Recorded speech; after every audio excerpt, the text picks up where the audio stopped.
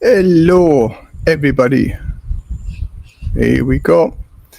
Just setting up now, 5 minutes early, just to make sure everything's working. All the bells and whistles are switched on, and we've got people. My microphone works, and message system works. Hello, everybody. Hello, everybody. Welcome. Okay, so we've got 4 people in the house. Give me a thumbs up if everything's working, or just leave a message to say everything's working, and then I know we're firing on all cylinders. So, yeah, we've got quite a lot of things to talk about today. Some interesting things. Well, I think they're interesting. Hopefully, everybody else will think they're interesting as well. Hi, Bill. Always a pleasure, mate. Thanks very much for joining us. Christopher, morning, Les. All working good. Sounds good to me. Does your gun work, though? Get the better. We're quite a way. Well, we're quite a distance from the border, us really. But my wife has got some family here in Surin and what's the other one? Anyway, up Surin type of area. She's got about 20 people or 20 members of the family. And we've got a friend, his wife lives in Trat, and the next village to her got bombed, so she's moved out for safety. So yeah, I thought it was all over and done with yesterday. There was a number of things on the website, YouTube, turning around and saying that the Cambodians have said, yeah, okay, wave the white flag, we've had enough, give up. The Thai military can easily overpower the Cambodians. It is ridiculously, overpowered. Why the Cambodians started, I don't know. But anyway, from Les Retired and Live the Dream, I got my coffee. Well, there, excuse me. We're all set for questions and answers. As I say, we've got some pressing questions and some maybe good work-throughs for people who are on the pensions to be able to get their pension increases, and that's a big topic. There's 22,000 views on my last video. So again, that is a very, very hot topic. So we're going to discuss that and go through what I've actually been doing with myself and several members. Crazy times, kid. Yeah, crazy times. It's crazy, isn't it? I think myself, it's a storm in a teacup, but even one death is too much to suffer, really, isn't it? This dispute's been going on for about 100 years or so over a bit of land in the middle of nowhere. It's got some temples. So not as if Cambodia or Thailand haven't got enough temples. But again, I don't know. That's all into politics, into Thai politics, and thankfully, I don't know a lot about it. But it's certainly it's ruffled a few feathers, that's for sure. And it's put another nail in the coffin for people to come and visit Thailand, because everybody will be scared and wondering what's going on with the dispute over Cambodia and Thailand. Is it going to, progress? Is it going to get any worse? Fingers crossed it doesn't. But only time will tell, won't it? So again, what time is it now? Still 2 minutes before 3 o'clock, so I'll just babble on until 3 o'clock when we're supposed to be starting. I like to start 5 minutes early, make sure that everything's working okay. Again, some of the other topics that have crept up in various videos within YouTube about coming to Thailand is the difficulty now getting a Thai driver's license for those people who want to get a Thai driver's license whilst over here. Again, Thailand. I mean, I always sing the praises of Thailand. I love living in Thailand. It's a wonderful, beautiful country, but its paperwork and bureaucracy is a law unto itself. And actually, talking about shooting themselves in the foot with all the things that they're doing, the difficult visas, the bank accounts. And now I understand the reasons of the bank accounts and the visas and stuff like that, but making it more difficult for holding a Thai driver's license for those people who want to jump through the hoops. And there is a lot of hoops to jump through to be able to get a Thai driver's license in the first place. You would think they would want to encourage it more. But unless you're on a long stay visa, like a marriage visa or a retirement visa, you'd still... It's a bit of hit and miss. It's more likely to be in Pattaya and Bangkok than anywhere else in Thailand, so I've heard, is that you're still only going to get a two-year driver's license. So the DTV visa, Destination Thailand visa, which can last up to 5 years, you can still only get a 2-year driver's license, which is crazy, isn't it? Because it's up to 5 years you can get it, but statistically you can only stay here for 6 months, so they don't class it as a long-term visa. And difficulty in renewing your driver's license, you have to show them at least you've had 1 or 2 long stay visas, retirement visa or marriage visas to qualify also to get your driver's license. It's they must have been going to the same school as Keir Starmer, the ridiculous thoughts idea cabinet. Let's shove a few of these anomalies in and see what happens. And none of them are beneficial, really. It's just going to create more problems, and more people are going to say, why go to Thailand if it's going to be like this? Why go to Thailand if it's going to be that? And to be fair, and I love and I sing the praises of Thailand, and I've been here for 13 years. Even now, I've got to think to myself, oh, he's another nail in the coffin. So anyway, Thailand is Thailand, isn't it? And the bank accounts are still difficult to get hold of. You've still got to get an agent to be able to open up a bank account. It is possible, you can do it, but there's a lot of hoops to jump through. Whereas if you get an agent to do it, it's over and done with very, very quickly. So that's the benefit of using an agent. And it's about 5,000 to 6,000 baht for an agent to open a bank account. And sort of to get the visa, it's a chicken and egg scenario. You got to have the bank account to get the visa. You got to have the visa to get the bank account. Christopher, coming over next week, going to Buriram and then down near you. Hopefully get sorted soon. Yeah, Buriram, that's where all the fighting's going on at the minute, isn't it? In the Buriram, Sisiket and Surin area. So I've got a few friends who live up in that neck of the woods, and fingers crossed everything's okay. And let's see what happens. But yeah, Christopher, good to see you again. If you come down here, no problems whatsoever. So okay, let's get talking about a couple of things on here. We're going to talk about what I've got to talk about. We're going to talk about the pensions, the UK state pensions, and I've got some telephone numbers and I've got some information and I've got some hopefully exciting things that we can go forward with this to sort of get a definitive answer. But again, I need your help with regard to doing this. So the last video that I did, sort of, it's created a little bit of confusion because maybe some people don't know the story of what's been going on. But I'll try to explain it in a nutshell. The state pension, if you get the state pension and you live in Thailand, the state pension is frozen. Again, there's no doubt about that because Thailand isn't a reciprocal country.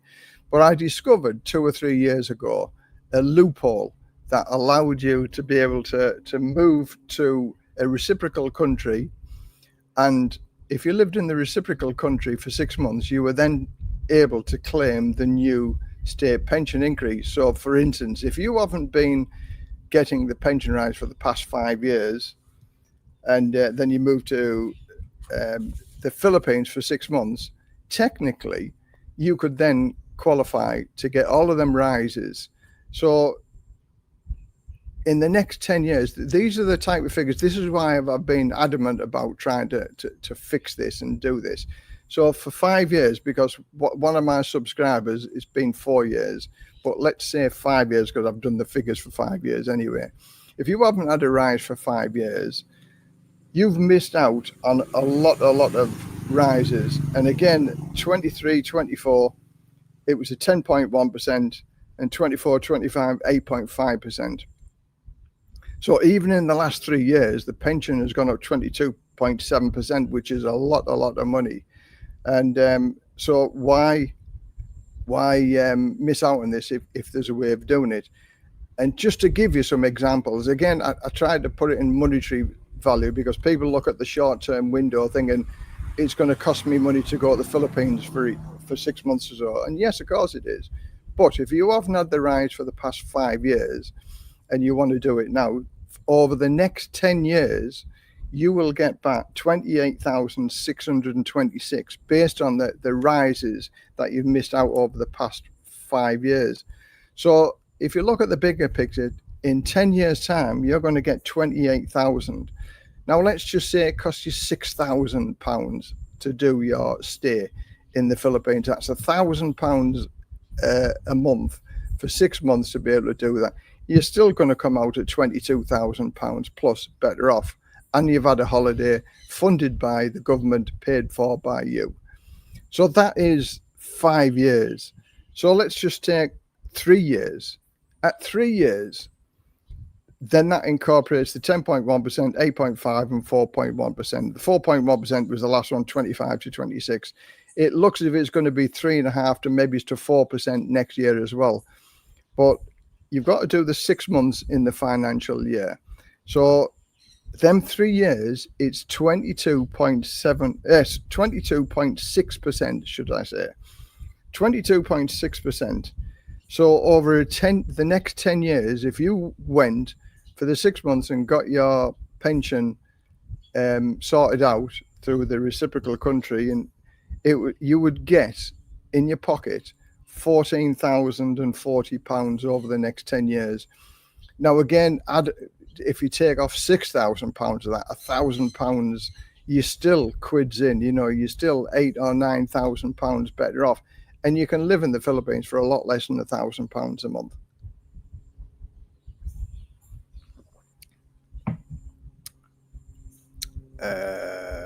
Udon Ratchathani province, heavy fighting today. Oh, sorry to hear that.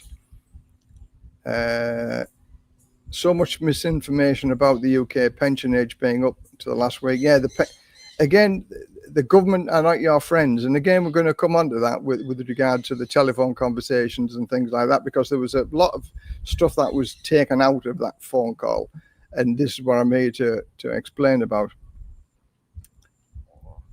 Good morning, Les. Really hope that there's no escalation on the border. Hostilities, it would break my heart if I can't travel to the UK around September. I think it's a storm in the teacup.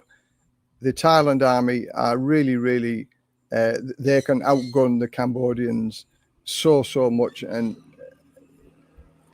the Thais are going to win. Cambodia will give in for sure. But again, fingers crossed, I don't want to dwell on that too much. But fingers crossed, it's a storm in the teacup and it finishes fairly soon. So getting back to the pension. So yes, the last video that I did, 22,000 people. And again, that's the nitty gritty of why I'm going ahead to try and resolve this pension issue and to get something nailed down and actually put into words and have a case history over it. Because at the minute, the Department of Work and Pensions are telling everybody, yeah, you'll get it. And as with my friend who went there for the 6 months, he got confirmation many times by the people at the Department of Work. Yes, you'll qualify as long as you do X, Y, and Z, which he did. And it's been 7 months now, and he still hasn't had any concrete guarantee as to this is the reason why we're not going to give you the extra money, even though he'd been told several times to that he will get the extra income, which to him was another £45 a week, which is not a lot, is it? £45 a week. And I can understand the Department of Work and Pensions. At the minute, I'm going to give some phone calls here, so I want everybody who wants to actually check to see what's been going on, what's actually happened. So you can ask the horse's mouth themselves, and hopefully then everybody will be singing from the same hymn sheet with regard to the Department of Work and Pensions, with the pensions, the frozen pensions. So I'm going to put some telephone numbers up here. And basically, if you are, let me think, whereabouts is it? Okay.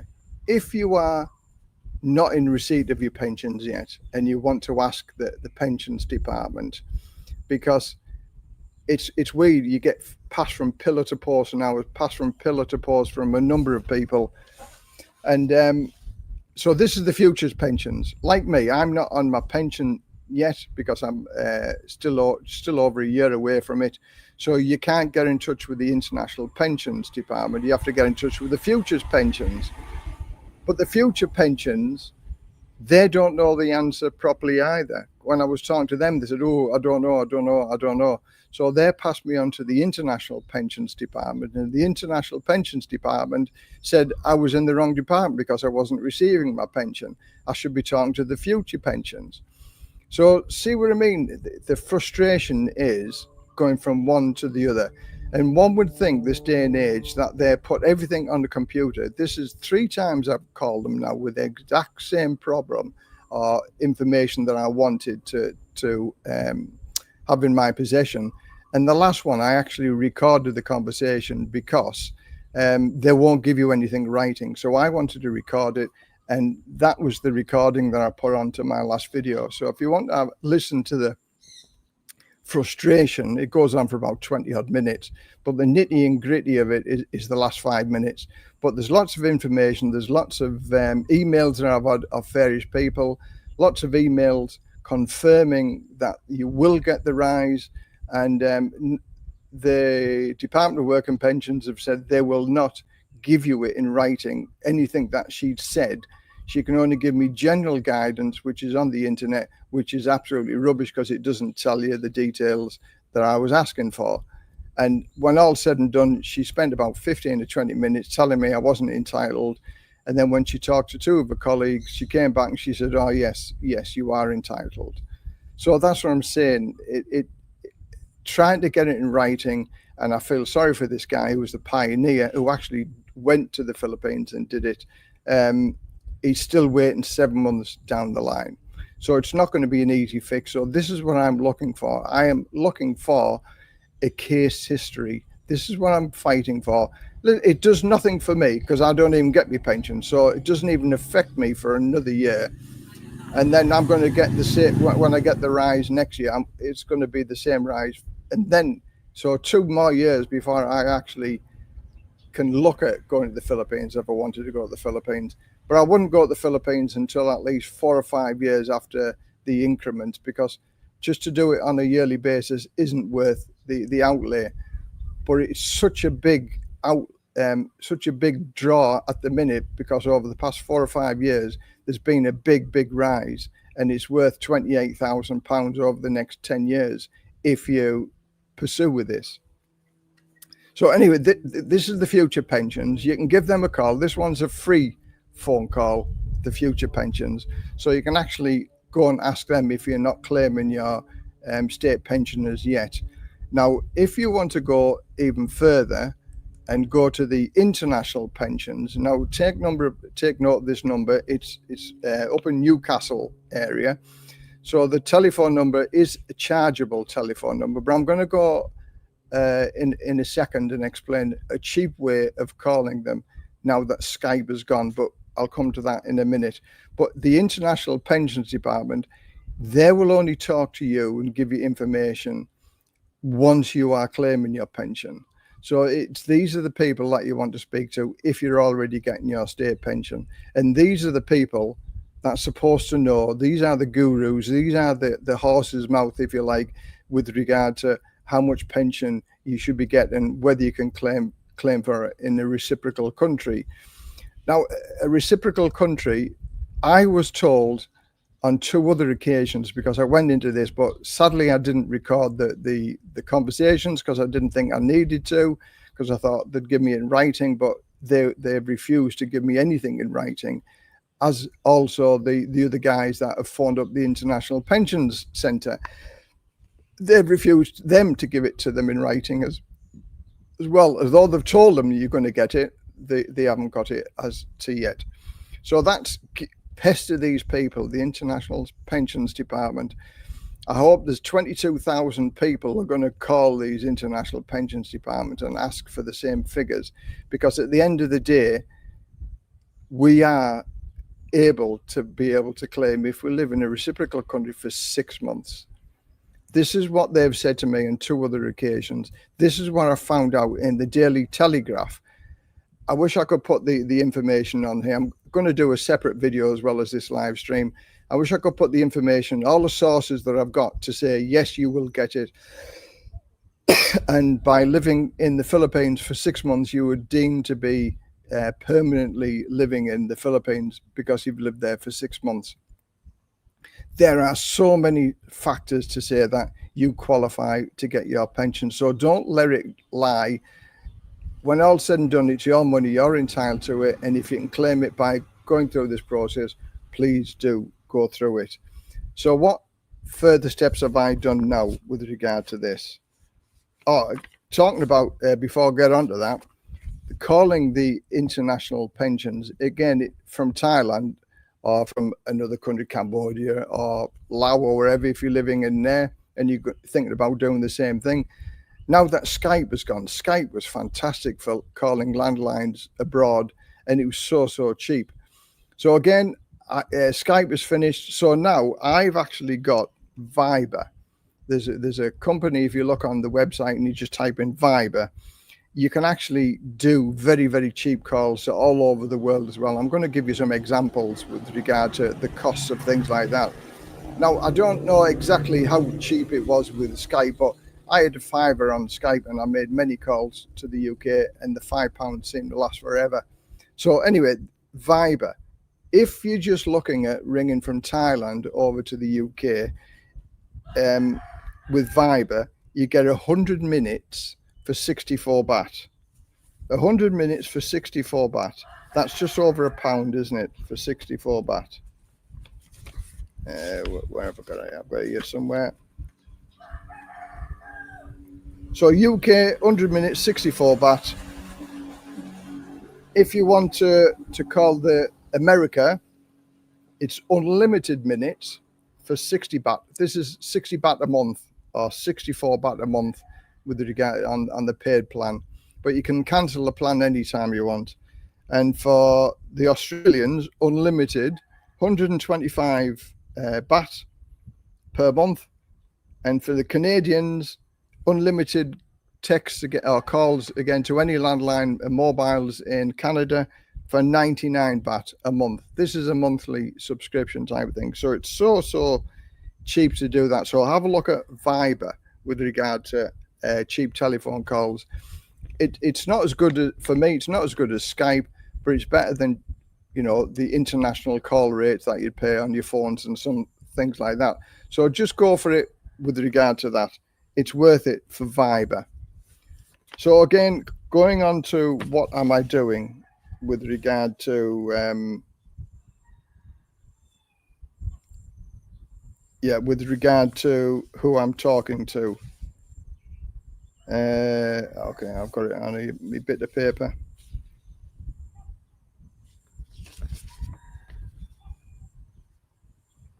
Right, the people I'm talking to are the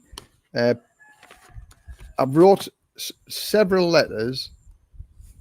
I've wrote several letters, emails, should I say, to lawyers, pension lawyers in the UK, and asking them to do it on a pro bono basis. In other words, a pro bono basis is do it for free.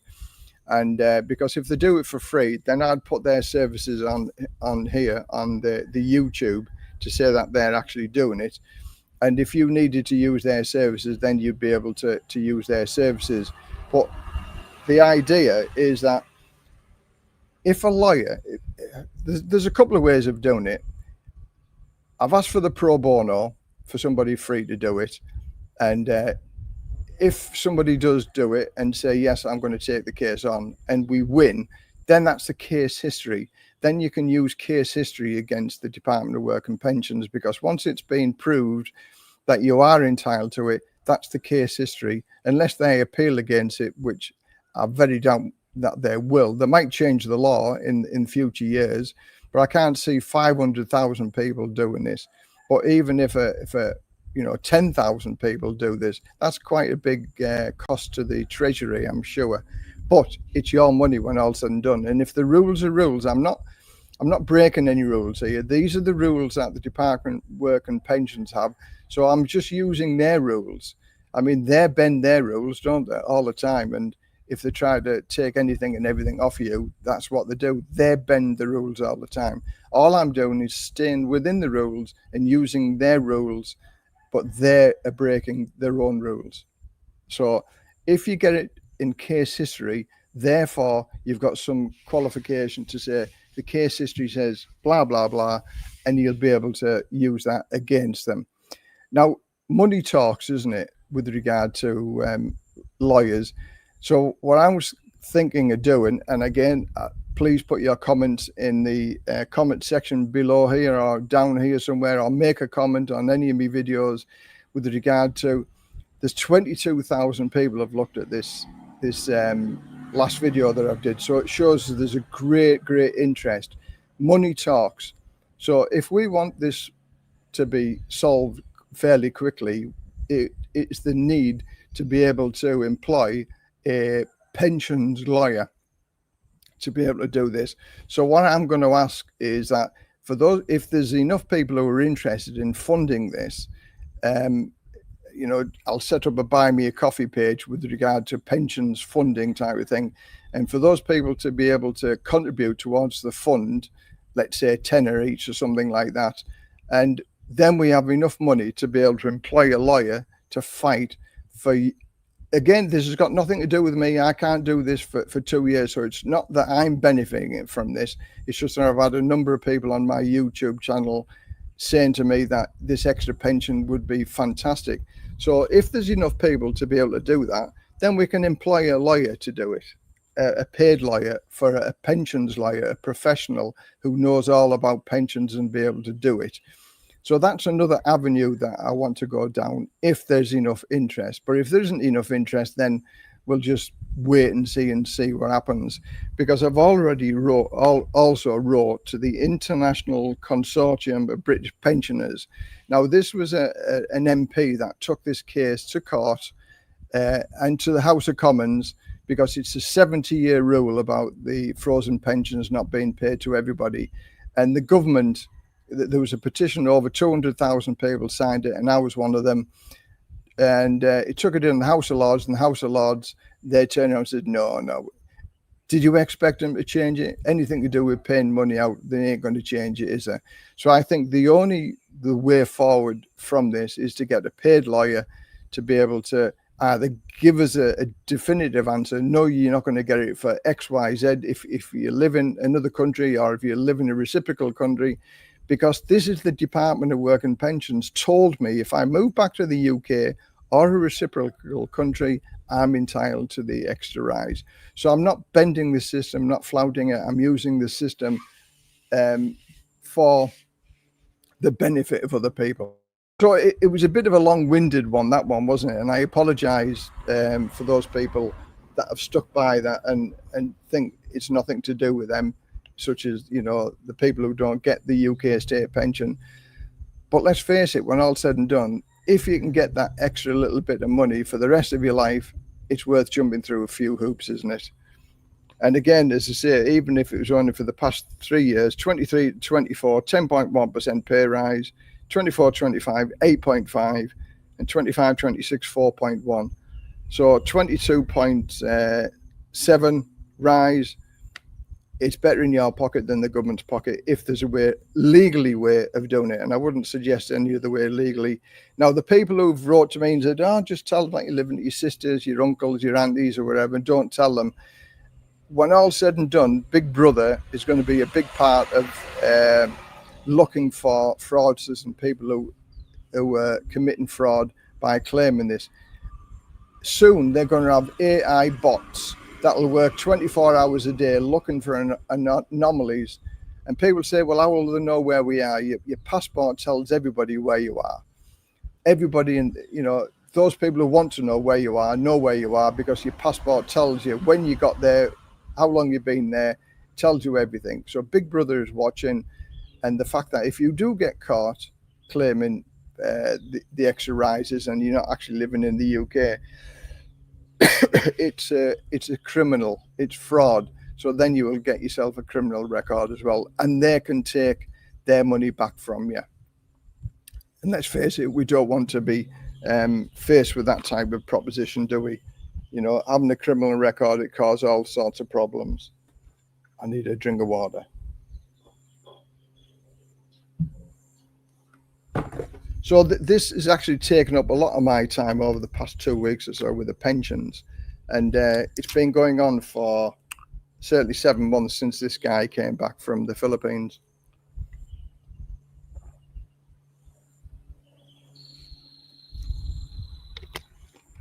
So let me know in the comments what you think, and would you be up for it? Again, I'll be the spearhead from it. I'm open and honest and trustworthy, and if we get more than enough money to be able to do this, any excess money will go to a charity. We'll do a vote as to if there's any spare money from this. Again, I reckon for a couple of £1,000 or so, we'll have a top lawyer that'll be able to look into this and get it sorted out very, very quickly, as opposed to dragging on for years and years. And the beauty of it, once it's case history, it's something that they can refer to. So let me know in the comments what your thoughts and feelings are with that. Okay, so onwards, let's talk about something else now. Again, the questions that are being asked by people with regard to living over here in Thailand is TV, what TV do I watch, and the costs of stuff like that. Telephone calls, we've already discussed that with regard. Now Skype has gone Viber, but if you're talking to family and friends at home, you know, the WhatsApp is brilliant and the line is brilliant because you can talk across the world and it's free. But if you need to talk to like organizations or landlines or businesses or companies, then Viber is the other alternative. So get Viber. And for me, I don't have any subscriptions to TVs and things like that. Well, like the IPTVs where you can get all your footballs and your sports channels and things like that. I'm not bothered about sports, so it doesn't really bother me. But what I've done, what I've got Netflix, which costs me about £7 a month, which is good, and I enjoy Netflix, and YouTube, because YouTube you can type in anything and there's videos about anything and everything on YouTube with regard to videos, and I never ever get tired of just like over the past 3 or 4 days I like Grand Designs. Grand Designs was an English program about people building extraordinary houses and things like that, and I've just typed in Grand Designs. And I've watched loads and loads and loads of programs about grand design. You can do that with anything with regard to YouTube. It's fantastic.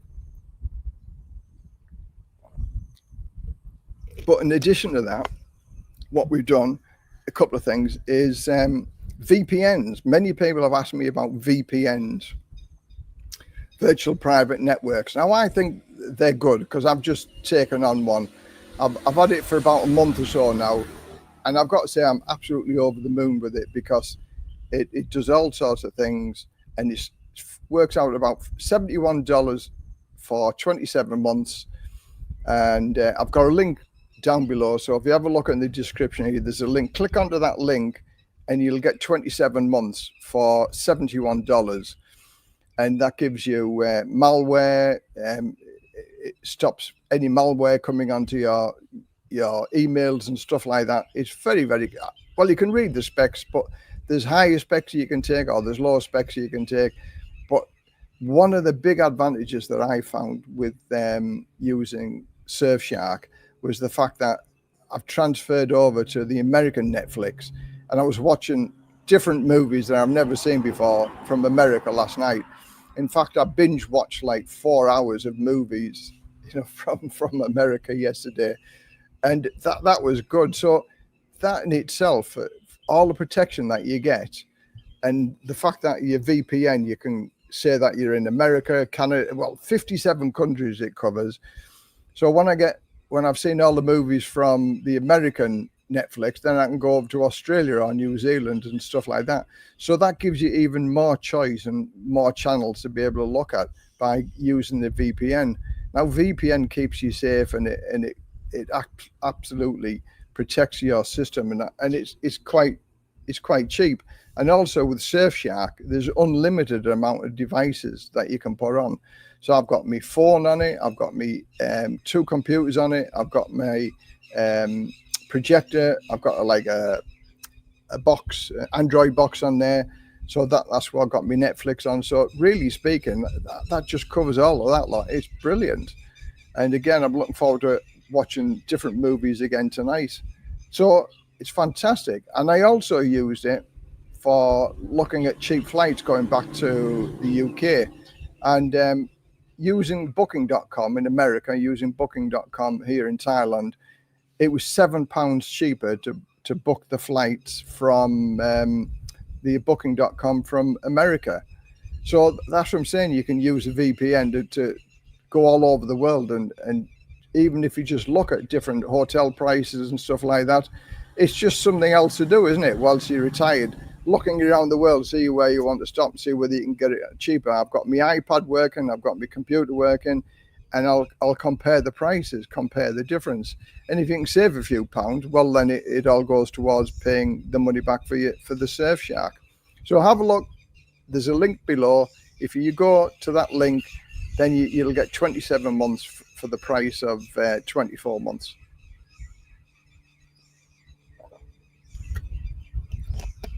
The last time I used a VPN was about 4 or 5 years ago. And then just talking to various people about the VPNs, and I thought, oh yeah, and it does actually protect your computer and your server, because I'm on the internet every day. So if it works, fantastic. If you're happy with it, you get a 30-day money-back guarantee. So if you're not happy with it, you get your money back anyway. So give it a try, Surfshark. I said the link is down below.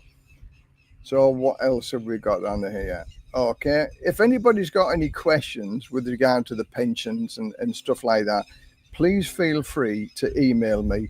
And this is my email address, lesliepeterson58@yahoo.com. And I will answer every question that I can get. Okay, now I apologize. I've clicked off and all the chat's gone through on here. Let's have a look. Sorry, I've missed a lot of the chat because I've been talking and I've had my banners on and I haven't seen the chat. Yeah, so much misinformation about the UK pension age being put up last week. I think LIBOR are testing the what? Yeah, they are going to put the it is definitely going to go up. That is for sure. They are going to put the rate up. No doubt about that. I would imagine in the autumn statement, they're going to mention the pensions, about putting the pensions up. Howlers, to clarify, someone is coming to Thailand in December, having been in the UK for over 6 months. Does this qualify for the increase next year, i.e. April? For 2026, yes, it does, because you've lived in the country within that. The stats are you've got to live in the reciprocal, either the UK or reciprocal country, 6 months within the financial year, e.g. April to April. So as you've lived there, you're going to get the rise next April. It's like me. I get my state pension October 2026. And because I'm not claiming it, it's only actually when you claim your pension, it's frozen at that rate. So if you didn't claim your pension until after April next year, then you will get that rise. Like for me, October, the rises in April, it's I think about 3.6 to 4% is going to be again this year. I will get, because I haven't claimed my pension, I will get the latest rise, and it's only frozen once I've claimed it. So I can either wait until the April 2027 and lose £600 a month, which will take me 5 years to recoup the money that I haven't got. So I'm not going to wait. As soon as it's available, I'm going to claim it. Then it will be frozen at that state, because I will be telling them I'm living in Thailand. So yes, you will get the new rate, 26 to 27.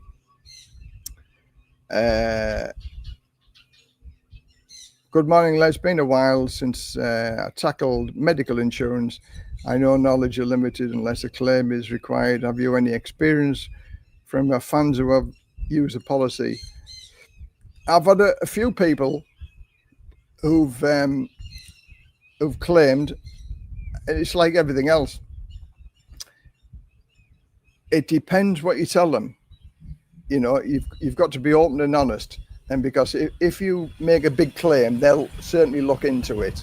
And if you haven't give them all the information, because they can even go back to your hospital or your medical notes back in the UK or the country that you're living in.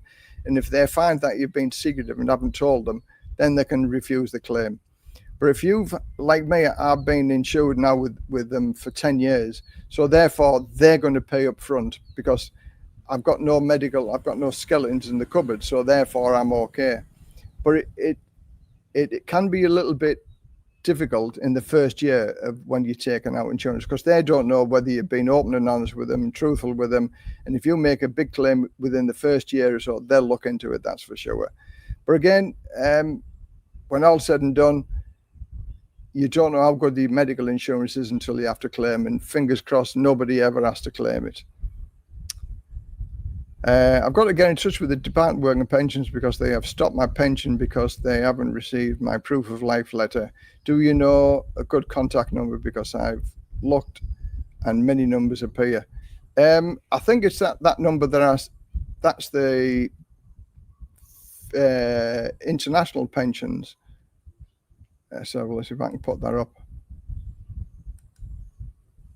Yeah, future pensions. Give them a call. If you're already not future pensions, no, it needs to be international pensions. Where's that? International pensions. If you give them a call, because if you're in your receipt of your pension, then you'll be able to sort it out with them. But yeah, proof of life letters. You usually get that from an embassy or something like that, or there are various agents that can do your proof of life letters. That's all to make sure that you're still alive and your circumstances haven't changed. And the proof of life letters as well.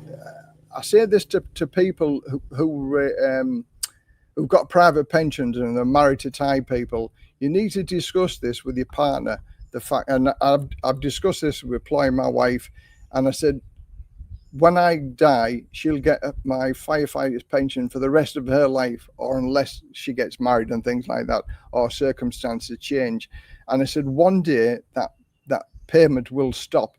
And what that is for them you need to contact them to say, yes, my circumstances haven't changed. I'm still alive. I'm still not married. And then the payments will carry on again. But if you haven't had this discussion with your partner or your wife, then they'll just think, oh, he said it was going to be for the rest of her life, but it stopped. They need to have a list of telephone numbers. So that's very, very, very, very important for those people, you know, to pass on that information to the partner and make sure they have an understanding of the proof of life. Let's have a look.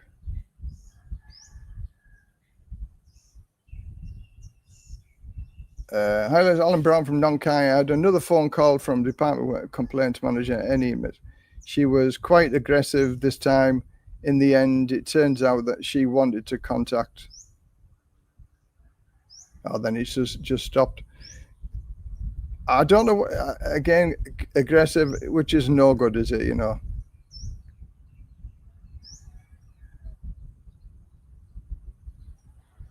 Okay.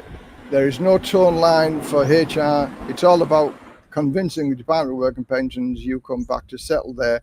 Yeah, again, I agree with that. That they want you to spend your pension in the UK. But if they wanted to do that, why is there so many other countries, being Barbados and also Jamaica, that you can actually claim your pensions from? Turkey is another country. So that there are still many countries where you can claim your pension rise. So it's not beating the system. In fact, the Americans are looking at our system in the UK as well, because the Americans are thinking about, well, if you don't live in America, we're not going to give you the increases.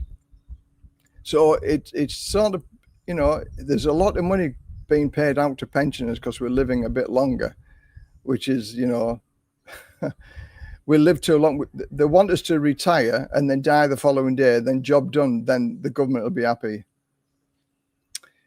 Hello, Swadikap from Rayong. Hello, Rayong. From Rayong to Rayong.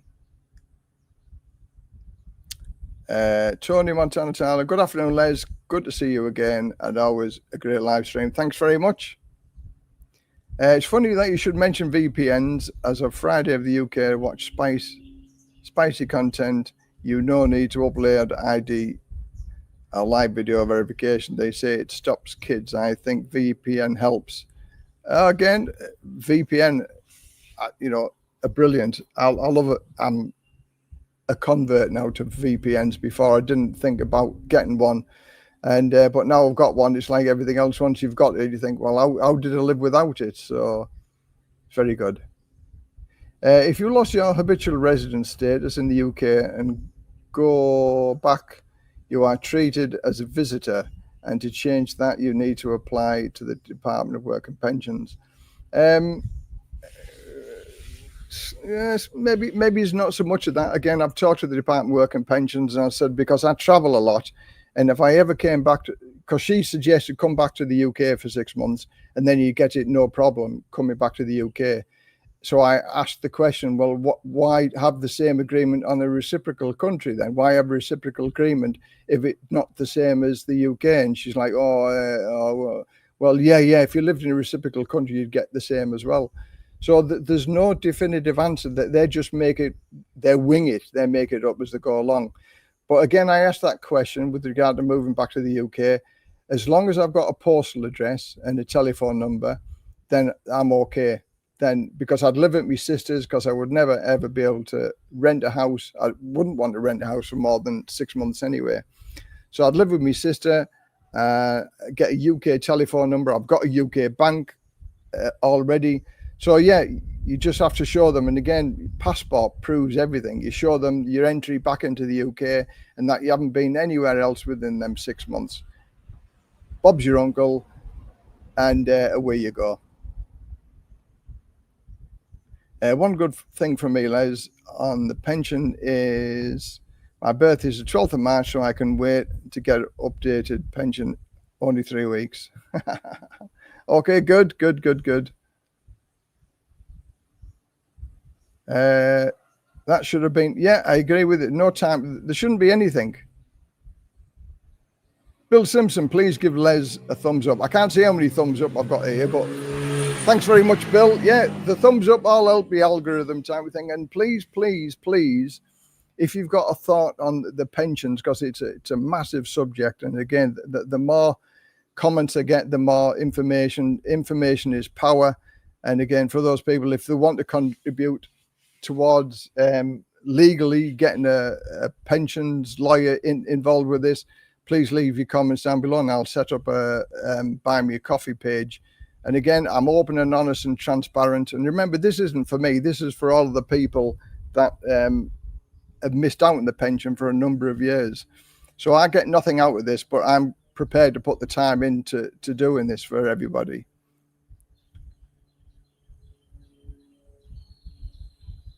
Honestly, you can just visit and tell them that you've been in the UK for 6 months, as long as you have a UK bank account. No, you have to prove. If you've been out of the country, then you have to prove that you've been in the UK for 6 months. That is the agreement, because once you've left the UK for more than 6 months, then it's very difficult to get back on the system, supposedly with the NHS and stuff like that as well. Because if you leave the country for more than 6 months, it could take up to 2 years to get back under the NHS system. That's what I'm saying. There's many people don't know this. And if you go out of the country for more than 6 months, then you're classed to lose your benefits and stuff like that. It's difficult to get back onto the system. Unless, of course, you come in on a black plastic boat, then you get everything again. Or should I say, you get everything and then more.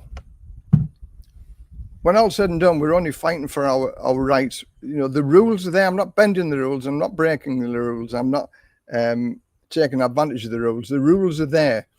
The rules are there for a reason.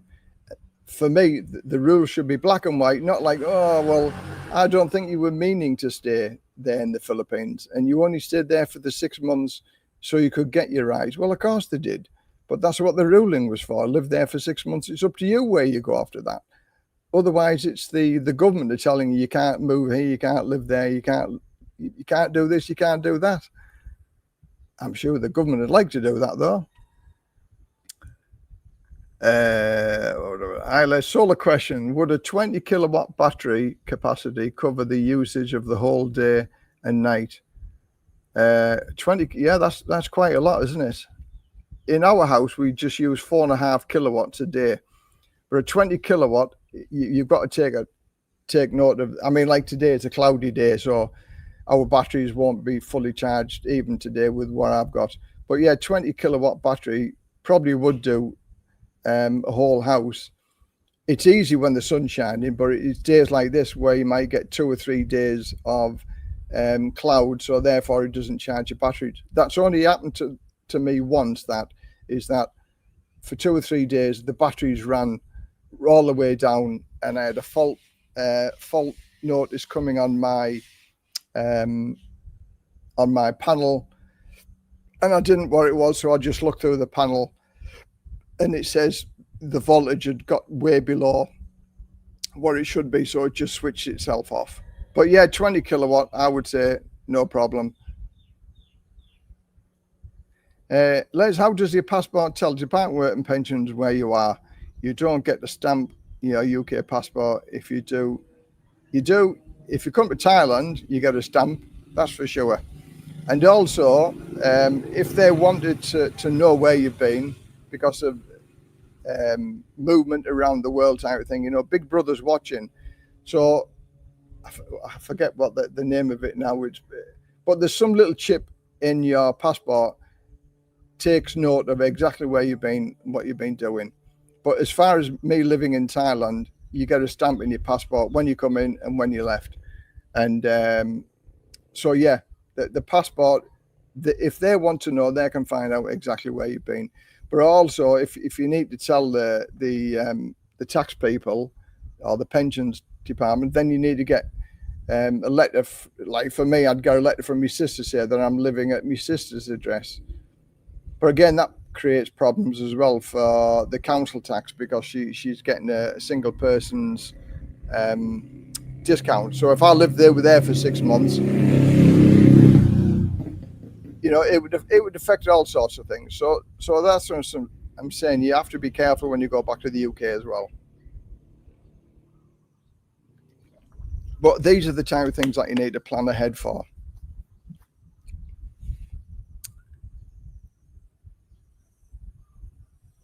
There's black plastic boat. You were very naughty. Well, you could get a grey one because we live in a grey area, don't we? At the minute, you know, us British people who live abroad, we live in a grey area. You know, they'll take my taxes, you know, because I pay tax on me pension, but they won't give me nothing for it. Crazy, isn't it? Scott, hello, Scott. Good to see you from New Zealand. Thanks very much for joining us again. Probably Newcastle pensions would require a plane ticket. Yeah. Honestly, Home Office and the Department of Work and Pensions don't share records. I think the bean counters one day somebody will put 2 and 2 together, and like I said, AI bots will be playing a massive part. And some computer analysts will say, look for this, look for that anomaly, look for that anomaly, and they'll find it, and then they'll put 2 and 2 together. I mean, the AI bots will work 24 hours a day, can deal with thousands and thousands of inquiries and look for various things, anomalies, rather than the person working for 8 hours a day, finishes at 5 o'clock, then comes back again 9 o'clock the following day, does the same thing. A bot can work 24 hours a day. This is the future. This is what's going to happen, is that any scams, any wrongdoing is going to be caught out by an AI bot. Then it'll be passed over for a human to be able to look at. But the bots are going to do everything. Big Brother's watching. Everybody knows where everybody is at the minute. Again, you know, like with me living in Thailand, I've immigration. I have to report every 90 days to tell them where I'm living. I've got a stamp in my passport. Okay, this is I'm just saying, using Thailand as an example, but everybody knows where we are. And again, UK know what plane I came on, when I went, and when I got off, and how long I've been here for. So yeah, Big Brother's watching. AI bots are going to be the thing in the next 5 years or so. Yeah, chipping your passport. Many UK government benefits departments talk to each other nowadays, and you don't declare that you're abroad. Again, you know, the UK government, they're going to look into people's bank accounts. So if they can look into their bank accounts, they can surely look at your passport. Alan Brown, maybe naughty, but very true. These people have contributed nothing to the country, but they get everything. Us taxpayers pay everything, get less every day. It's horrible to see. It really, really is horrible to see the UK going down the slippery slope, and it's just unbelievable. The 6-month issue, you are absolutely right to share with people that they should repatriate for 6 months to ensure their pensions are updated. Yeah, Big Brother sadly is in control and is getting more in control. Hi Les, we enjoy watching your properties for rent, sale anywhere in the pipeline. Good to keep an eye on what's out there, prices, etc. Yeah, again, I'm going to do some more videos on properties and things like that.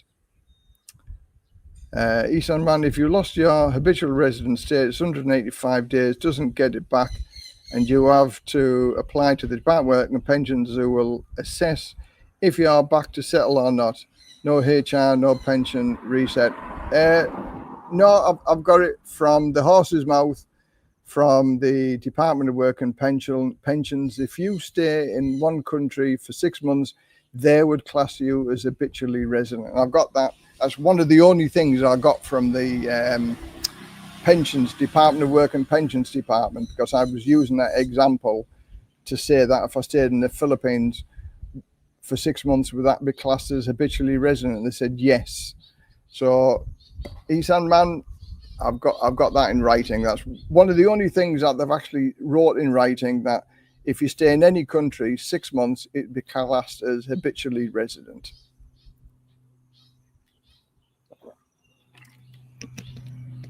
The UK government and the pensions department want the cake and eat it, don't they? You know, they don't want to give you anything at all. If they can take anything off you, they will do. Great chat as usual, Les. I will be 63 in December when I arrive in Chiang Mai. Can I confirm you are saying my UK state pension will rise until I claim it at 67? Yes, guarantee 100%. It's only actually when you claim it, that's when it stops, or when it's been frozen, if you tell them that you've moved over to Thailand.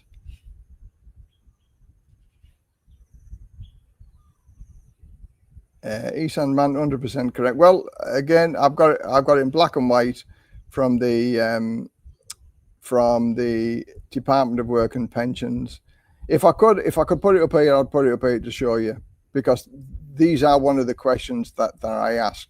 Because originally the guy who went there for 6 months, their initial thoughts were that what they said to him, oh, well, we don't believe that you were going to stay in the Philippines for all, so we think it was only temporary, and you only did it so you could claim your rise. So because you weren't there full time, we're going to class you as being there temporary. And when I asked that question, and I said, if you lived in the Philippines for 6 months, how many months do you have to be there to be classed as habitually resident? Would you class 6 months as being habitually resident? And the answer that I got from the Department of Work and Pensions, yes, we would say that if you stayed in a country, reciprocal country, for 6 months or more, you would be classed as habitually resident. So again, I think it's a play on words. The government are always going to go along their lines that, no, well, we don't think you're going to do it forever. We think you're only taking the mick, and you're only trying to scam us and get your pension. Yeah, not benefit, as she kept saying on the telephone. Oh, your benefit. It isn't a benefit, it's a pension. I paid into it.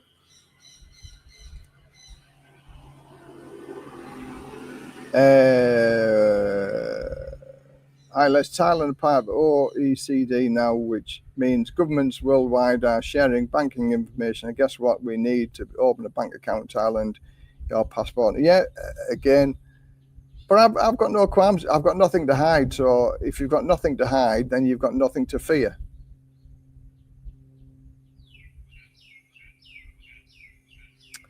I guess a good plan would be to spend 6 to 7 months in the Philippines every 5 years. I'd probably rent a nice place near a nice beach, something like that. Yeah. Again, I agree with that. That's what I'm planning on doing. Is it's not financially viable to do it every year. If your pension only rises 3.5%, 4%, or a minimum of 2.5%, so 4 years, and that's 10%. So 5 years, 12.5%. It's sort of the numbers are coming out then. But also remember, even at 5 years, because now you can't claim it until you're 67, that's going to make you 72. Do you really want to travel, much at 72-year-old? So the likelihood that you're only ever going to do it the once. The reason why I'm banging the drums with regard to this is because we're in an anomaly here, because over the past few years, past 3 years, 23, 24, 10.1%. If it's normally 2.5%, there's 4 years increments rises that you've got. And then the second year, 8.5. So there's 18.5. So you've got a number of years. That's why it's worth people to do it. If you've been not getting your rise for the past 3 or 4 years, 22.7% pay rise if your pension's been frozen for the past 3 years. Wow, what a big increase that is, isn't it? It is £14,040 extra in your pocket over the next 10 years. So it's worthwhile jumping through a few hoops. That's my opinion of it anyway. But I will be 70 when I look at that again. And if it goes up on average at 2.5% a year, that's 10%. So 70-year-old, I'll be getting my pension, 5-year pension, and you don't even have to just go to one country. You can go to 2 or 3 countries. So in effect, Turkey is also a reciprocal country. So you could go and live in Turkey for 3 months, live in the UK for 3 months. As long as it's 6 months within the financial year, then you can claim your state pension increase. And like the lady said, towards the end of the telephone conversation, yes, I would qualify for the rise, as did 2 other people on the same conversation. Again, this is the annoying part of it.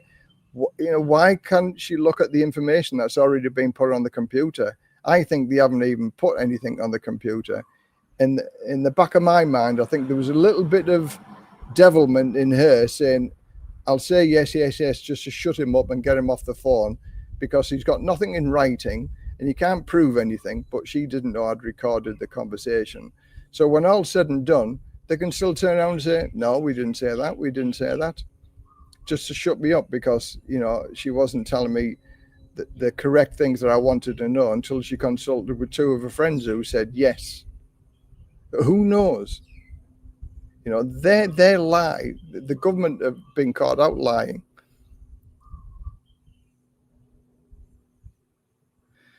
Hi, Les, did you get any rain? As we got a little bit here in Germany. No, it's a little drizzle. We had quite a bit of rain last night, but during the day it's just been drizzling. It's overcast and it's cloudy, but it's cool. Even though I've still got a fan going on in the background, it's lovely. The weather here at the minute is just lovely.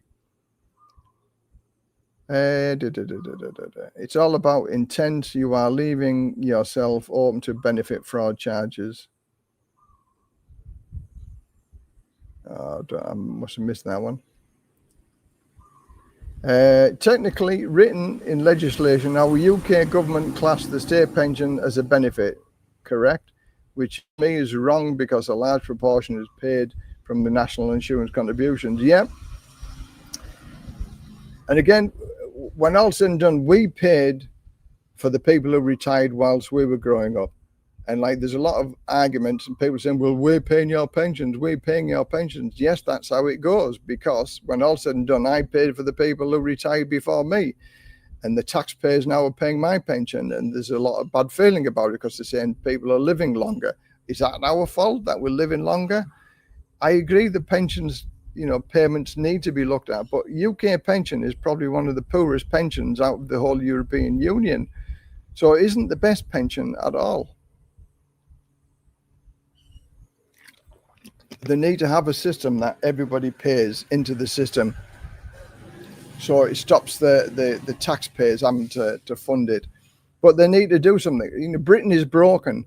The temporary fixes for everything. So this needs to be looked into in a proper manner, that everybody can have a really, really good lifestyle when they retire. Retiring at 67 and 68-year-old, wow, wouldn't want to think that at all. How do they assess proof of where you're living? Well, for me, again, the gentleman who went to the Philippines, he had, because they asked for proof of where he was living in the Philippines, he had to photograph his passport, his entry stamp and his exit stamp. And because he lived in a hotel for 6 months, he just had the photocopy of the bill with the hotel. He took also a photograph of his visa entering into the Philippines. So he gave them all the information that they required, everything that was required. And like, he even phoned him up like 3 or 4 days before he went to the Philippines and said, are you absolutely sure, absolutely 100% sure I will get the rise? Yeah. If you're going to meet all the criteria, meet all the details, yes, no problem. But now, 7 months later, he's still got a problem, and they will not give him an answer as to why they've reduced his pension back down to what it was before he went to the Philippines. But Les, do you know that the Department of Work and Pension tells lies all the time, don't you? Do they? An organisation such as big as the Department of Work and Pensions lie? Nah, can't say that. How do they assess we've gone through that one. Hope the exchange rate gets better, Les. Yeah, the exchange rate at the minute isn't very good. It's 43.40 today. So yeah, it goes up and down. When all's said and done, the exchange rate isn't very good here at the minute, but I'd still sooner pay what it costs extra here, because you get a bad exchange rate. I think it works out at the minute. If it goes up and down 1 baht, I'm 1,500. So about £30 a month difference if it goes up and down, if it goes down by 1 baht. So that's still far cheaper than even just filling your petrol tank up for a car in the UK. My electricity bill this month was £16. So £16 for my electricity bill. I'd pay that more likely a day for gas and electricity in the UK. So swings and roundabouts, mate. Take the rough with the smooth. You are asking about hypotheticals, right? Once you actually have a claim, you will be able to get a written answer, no rules changes, so it sounds like you simply have to wait. They've refused to give anything in writing. She said to me on the phone, and again, it was recorded, that she said, all I can do is just give you general advice and pointing to the website and the information that's on there. But she said, anything we've discussed today, she said, I can't give you it in writing. Even though she said I'm allowed to claim and I am entitled to claim, she can't give me it in writing. The UK state pension is crap. We have to claim pension credit to supplement its low payout. Yeah, again, the minimum working, or the minimum working amount of money is 20-odd thousand pounds a year, isn't it? But yet they expect the pensions to live on less than 12. Crazy. You did seem to be pushing her into saying yes to you when she was clearly confused about what you were saying. Yes, I was pushing her to say yes, because at the end of the day, the past 2 conversations that sadly I didn't record, they said yes. So I knew I was correct. I knew what I was saying. Maybe I got a little bit confusing to her what I was saying, I should have maybe concised or had a proper written format down and say, listen, this is what I want. I sort of beating around the bush a little bit because I was sort of saying it was me and it's my friend. So yeah, I'll take the criticism for that. But at the end of the day, when it came to the answer, yes, after she'd consulted the two colleagues, then I was correct. And it was only then that I thought, well, maybe I should have phrased the question a little bit better than what I did. I should have, as she gave me an example of somebody living in Canada, I should have given an example of somebody going to live in the Philippines for 6 months. But again, what it was, when she said at the end of it, she said, really, it's the future people, future pensions that should have been talking to me as opposed to international pensions. And she said, I can only give you guidelines. And the crux of the conversation was, she said, I can only tell you how it is now. And how it is now is that I could have claimed, had I been getting my pension, I could have claimed the pension increase at this particular moment. So again, we got there in the end. We had to go around the roundabouts a little bit, but we got there in the end. And again, I'd like to take this even further. And again, with the people's comments and suggestions, hopefully we can take it further and either employ a pro bono lawyer who's going to do it for free, or the other method where we, as a group of people, we all club together and we pay a lawyer to be able to do it. And I think for the price of a tenner, for all of those people that are not getting any pensions, it's a small amount to pay. And if we fight together as one, many as one, will get something done very, very quickly. But again, I'm open to suggestions, and for those people who want to comment on that, I'm going to do another video about that with a suggestion of it anyway, and see where we go from there.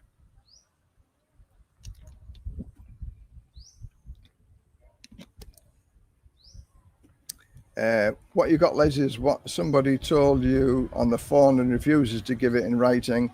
But I give you lots of sources that say there is no timeline to the HR, but convincing department. Yeah, again, they make the rules up as they go along.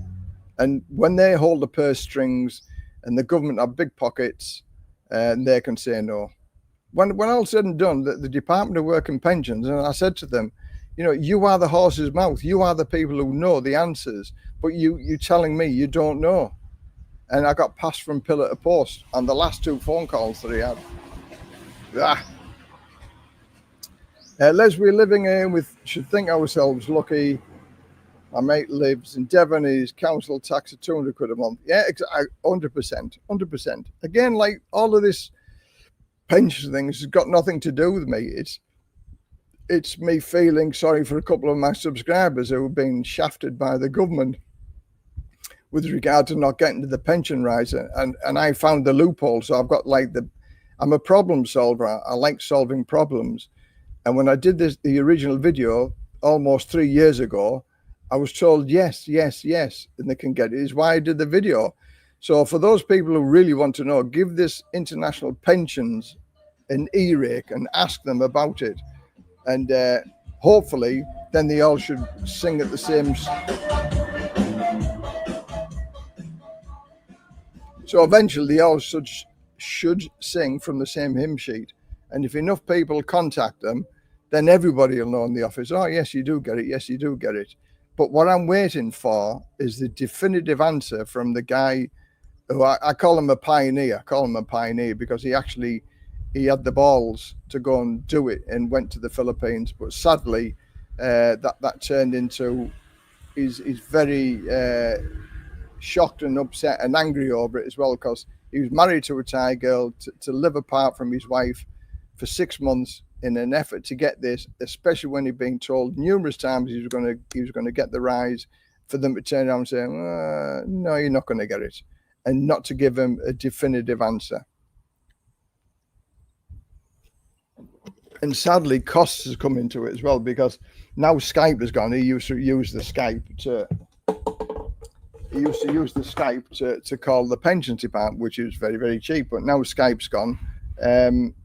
He thinks all the cheap phone calls have gone. But like I say, For those people who've just joined in, if you go to Viber and download Viber, you can actually call landlines all around the world very, very cheaply. And it's not as good as Skype in my mind, but it's sort of the next best thing.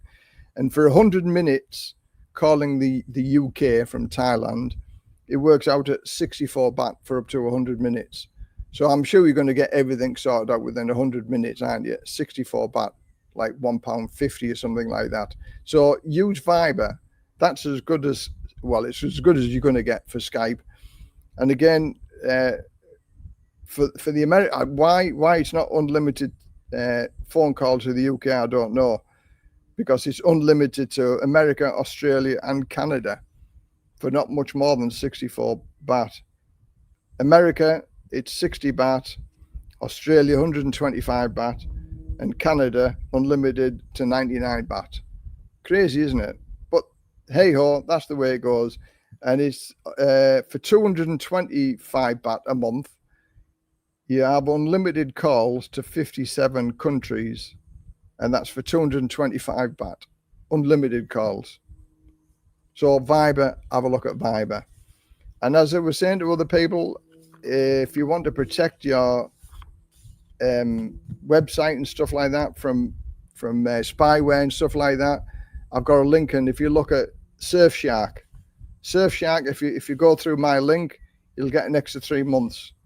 And with Surfshark, it's brilliant, because now I watch Netflix from America, and there's many more movies that I haven't seen on the American Netflix. And you can do the same with Australia and Canada and New Zealand, because having a VPN, you can search anywhere around the world. It's brilliant. I'm a #1 fan of a VPN now.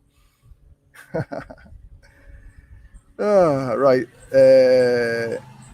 Good idea for fun. Yeah, again, I'm going to do, I'm open and honest. Everybody knows me because I'm honest and reliable and trustworthy. So I'm going to do a buy me a coffee page with regard to getting funding to be able to do this, because money talks. And if there's enough of us, there's 22,000 people have viewed that video. So even if you get 1% of 22,000, that's still a lot of people. And I reckon it costs in the regions of a couple of £1,000 to get a proper qualified pensions lawyer to look into this and get the definitive answer in lawful terms. And then you can use that example as a definitive answer. So then the Department of Work and Pensions can't turn you down. And my suggestion is a tenner each. And any money that we have left over from the fund will go to a charity. And again, open and honest, everything will be transparent, everything will be open and above board. And it's a number of people all fighting the same cause, but at a fraction of the cost. Again, like the guy who's lost he's lost 6 months. 6 months of his life living in the Philippines to try and get something he didn't get. He hasn't got the money to be able to fight the case. So therefore, this is why I've took it on. This is why I've wrote to the various agencies, called the hell out of the futures pensions and the international pensions, and wrote emails to various lawyers to ask to see whether they'll do it on a pro bono, and wrote to the International Consortium of British Pensioners. So I'm trying every avenue to be able to fight this case for this guy. And if we all fight together, we all fight as one. And again, money talks. So if we have a bit of money that we can throw at it, it won't be a lot. I reckon £2,000. We've got all the information, all the emails, all the written confirmation he's got.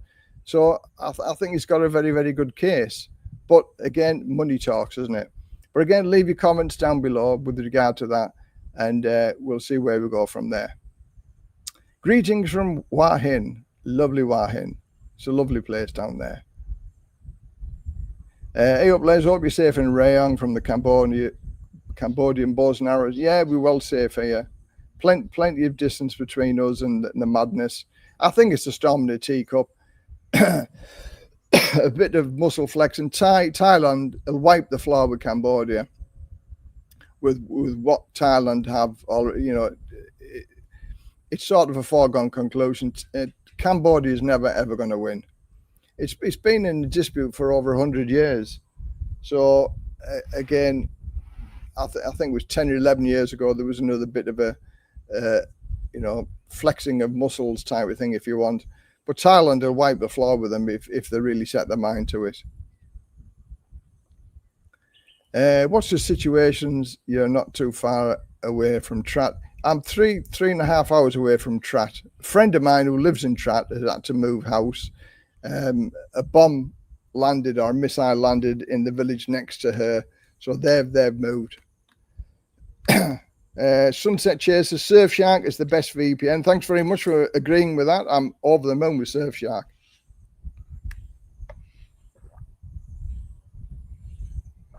And it worked out at $71, about £55 for 27 months. Again, I've got a link in my description if you want to click on that, and you'll get 27 months. And the system that I have, it isn't the top and it isn't the bottom, it's sort of in the middle.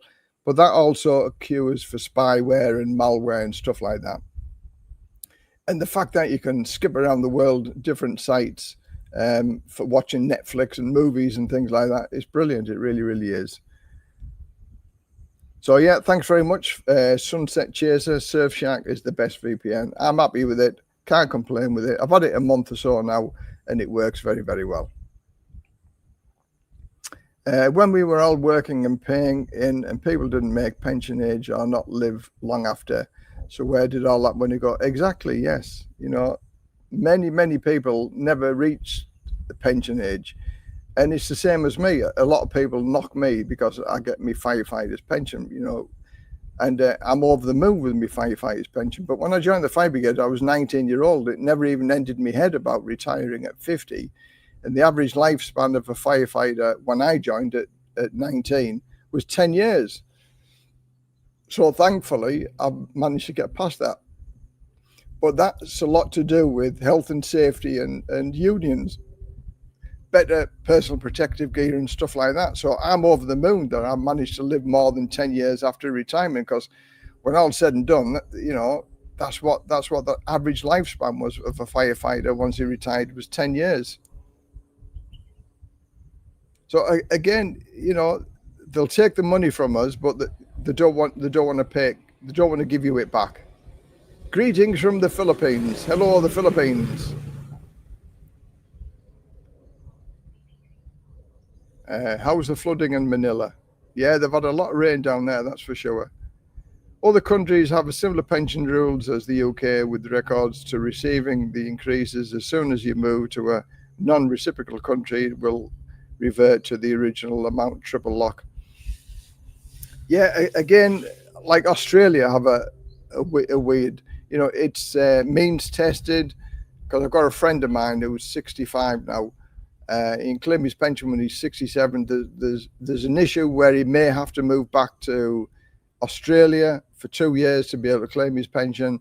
And the fact that if and when he does claim his pension, it's means tested. And the fact that if he wants to come live back in Thailand, he's going to get it at a reduced rate as well. So I agree, and I understand it's not just the English pension that suffers, badly, but the Americans can get their, 401, 406 or whatever it is anywhere in the world. And there's lots of other people get the state rise. Thankfully, my fire brigade pension's index linked, so that rises no matter where I live around the world.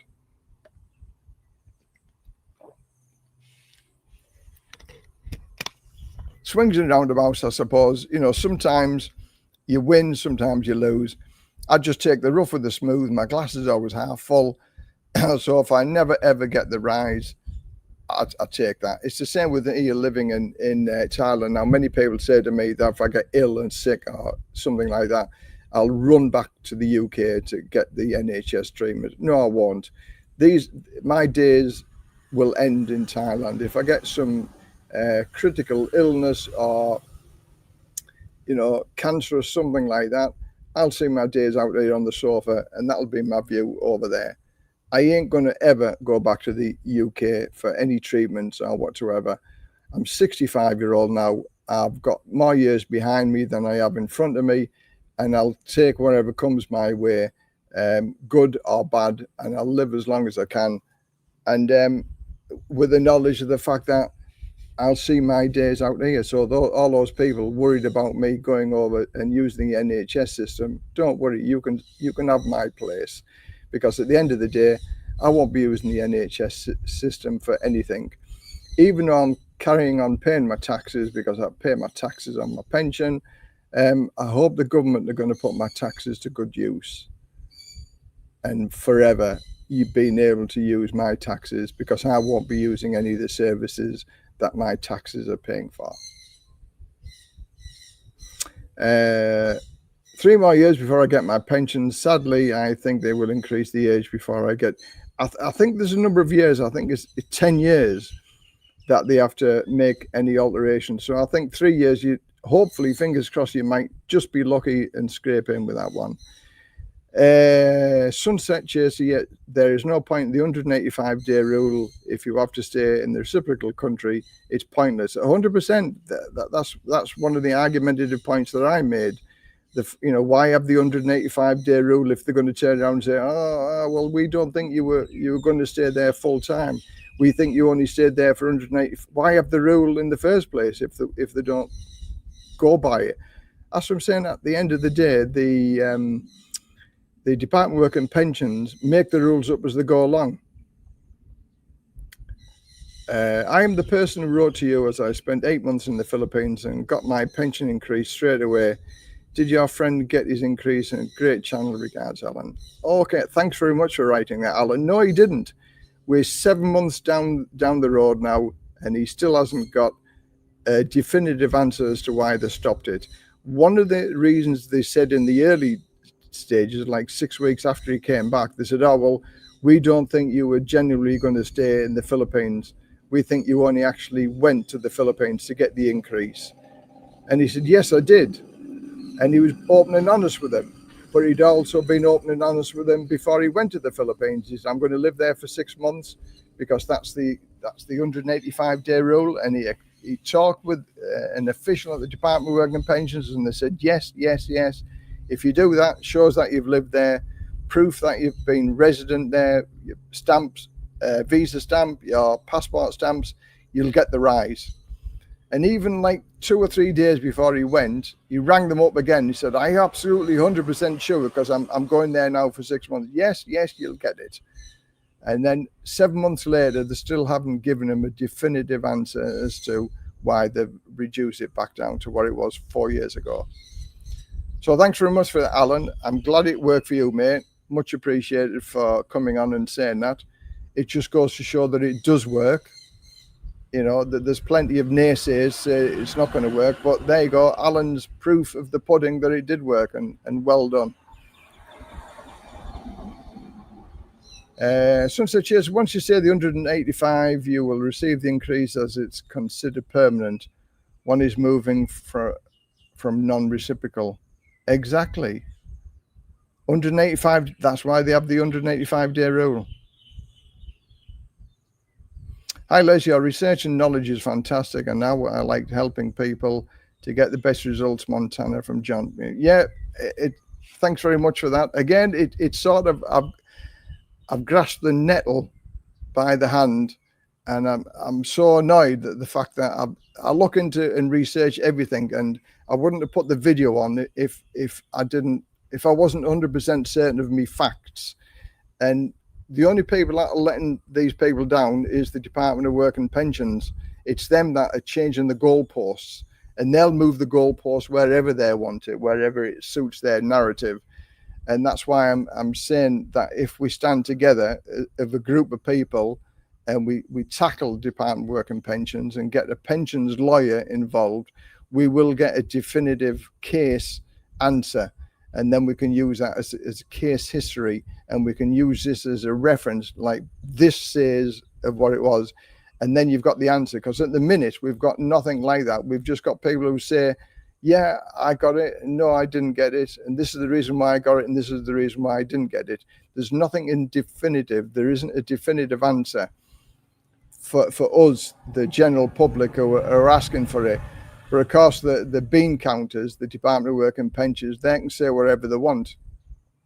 They can stop you at the stroke of a pen. In fact, he's been every time he's rang up the Department of Work and Pensions, it's been put in the inactive folder. So therefore, we haven't taken any further action. So I'll look into it. I'll get in touch with it for 48 hours. 2 weeks later, rang them back up. Oh, yeah. Are we dealing with it? Yeah, you should qualify for it. Everything is hunky-dory. Everything's okay. You should get it, but we'll look into it. 7 months down the road, looking into it, inactive files and, put on hold and still nothing. No answer to say you're not getting it because of X, Y, Z reasons. Again, they don't want to put it in black and white, but they're just holding off. And sadly, the guy sort of deflated and depressed over it, and I understand the reasons why. And he sort of wants to give up, and it's me who said, no, come on, we'll do this. He hasn't got the money to fight for it himself, and it doesn't affect me because I don't even claim my pensions yet. I'm fighting for other people, and let's fight together, fingers crossed, and that's what we can do. Sounds like a good idea. Thanks very much. Let's hit the like button, guys. Okay, thanks very much. I don't know how many likes I've got, but every like is a positivity, isn't it? Thanks very much. And for all those people, if you haven't subscribed, subscribe would be nice as well, because I'm heading up towards 15,000. I think I've got 14,000 now, I think, something like that. So we're getting there, aren't we? It's been slow and arduous, but we're getting there. Always full of information.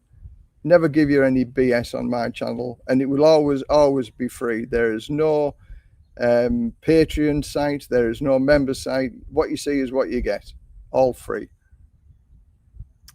The trade cases are based on the actual rules, and then there's a case basis. Some people are under investigation.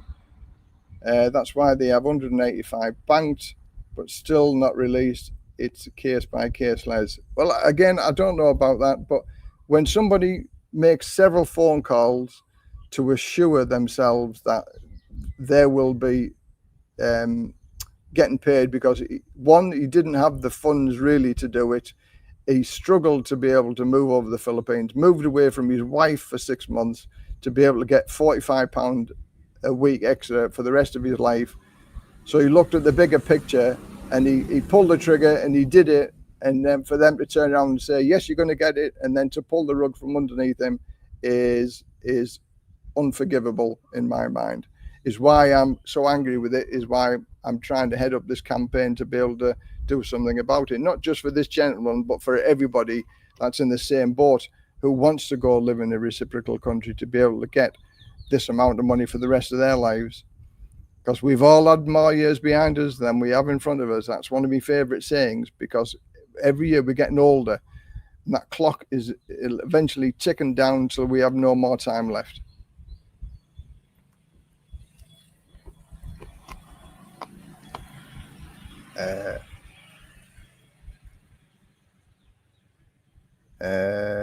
Give me a written source where this 185 days is stated, because I can loads where it says in no time, and it's all about Department of Work believing you settled there. Okay, settled there or not, if 6 months is 6 months, isn't it? Why have an 185-day rule if they don't agree with it? And even from the Department of Work and Pensions, I've got it in writing. It's one of the only things that I have got in writing, is that if you lived in a country for 6 months, you would be deemed to be habitually resident there for 6 months. When all said and done, you've obeyed the rules to live there for 6 months. It's up to you if you want to travel or go and live somewhere else. If they had the 185-day rule and say, because you're going to go on holiday, you're going to live somewhere else, well, we're going to stop it. Why have it in the first place? It's just encouraging people to go and do something, and then just say, we want to change the rules. We don't want you to do that because we don't think you're going to live there. Irrespective, 6 months is 6 months, habitually resident. Yeah, Gordon, have you got a timeline for next steps for the pension battle? Are you thinking of crowdfunding? Yeah, that's what I'm thinking of doing, Gordon, is the crowdfunding with Buy Me a Coffee. I'm going to set up a page to do that. I'm just seeing what the feeling is from the in the comments. I hope people will write something down in the comments, because when all said and done, if it's crowdfunded, then money talks, and you can get a good pensions lawyer, and he'll do it, as opposed to try and find a lawyer who'll do it on a pro bono basis. That might take up to a year or 2 years. I want this sorted out as quickly as possible, as do others. So I think throwing a couple of £1,000 at it will get it done very, very quickly, as we have the evidence anyway of this one gentleman who said he'll furnish all the information and all the writing and all the emails he got from the Department of Work and Pensions. So for me, it looks like an open and shut case. They've said he's going to get it, and now they've said, oh no, you're not going to get it. But we'll see where we go from that, Gordon. And suggestion of a tenner each, something like that, for fighting this case. Pardon me. This channel is good value. Thanks very much. Again, it's free, and it always will be free. The Department of Work and Pensions just trying to fob people off. I'm convinced they are instructed to do so by their over. Exactly. I mean, this is what this lady tried to do for like the first 15 minutes, is fob me off and say, no, you don't get it, And as like many people said, she was always talking over me. She wouldn't let me get a word in edgeway. And then, frustratingly, she conceded when she talked to two other colleagues, and I was right and she was wrong. But you could hear the tone of her voice change. You'll get my tenner, Lolo. Cheers, Gordon. Thanks for. I'll put you down for your first tenner then. Great show, Les. Any thoughts on the UK fireman Simon Bailey, who was dismissed following a DEE decision despite 27 years of service of Avon and fire rescue? I haven't heard of that one, Andrew. I don't know. Again, I think the country, UK, has gone woke bad. Wokeness is crazy, Gone are the days where you can have a bit of banter and stuff like that. Now, if you say something, that mildly offensive to somebody, you can be taken to task for it. And like bullies, I hate bullies, and I took one bully to task, and I could have got into some serious trouble because of my methods of having a go at this bully. But anyway, it worked. But thankfully, nowadays, there'd be so many things that I did wrong because of this bully. Right. From the government web. I'll have to have a look at that. Your state pension will only increase each year if you live in. You will not get yearly increases if you live outside of these countries. Your pension will go up to the current rate if you return. 100%. I agree with everything that you're saying there, Bob. But there's a ruling there, like for me, traveling around. So if I left the UK for more than 6 months, my pension would be frozen because I'm not living in the UK. But if you lived in the reciprocal country for more than 6 months, then you could actually claim them pension increases. This is all in writing. This is all from the Department of Work and Pensions. And it's all legal and above board, and this is what the rules are. But the Department of Work and Pensions, to a friend of mine, is changing the rules after they've told them, yes, if you do this, you're going to get your increase because you're living in the Philippines, which is a reciprocal country. And then I've had it from the horse's mouth. If you listen to the latest video that I did with regard to the audio call that I did to the Department of Work and Pensions, they also said, yes, I would get the rise. So this is what the whole argument and the whole crux of it is that the Department of Work and Pensions are making up the rules as they go along.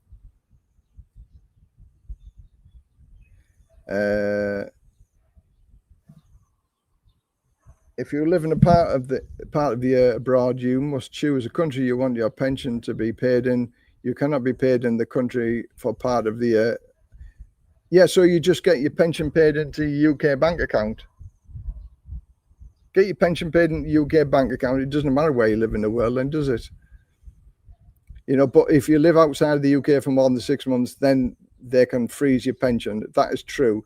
And there are many non-reciprocal countries where you wouldn't get your pension increase unless you live there for 6 months. This is what I'm saying. So basically, what I could do, if I wanted to, I could spend a month in Turkey, a month in the Philippines, a month in the UK, a month in Jamaica, and a month in Barbados, inform the Department of Work and Pensions.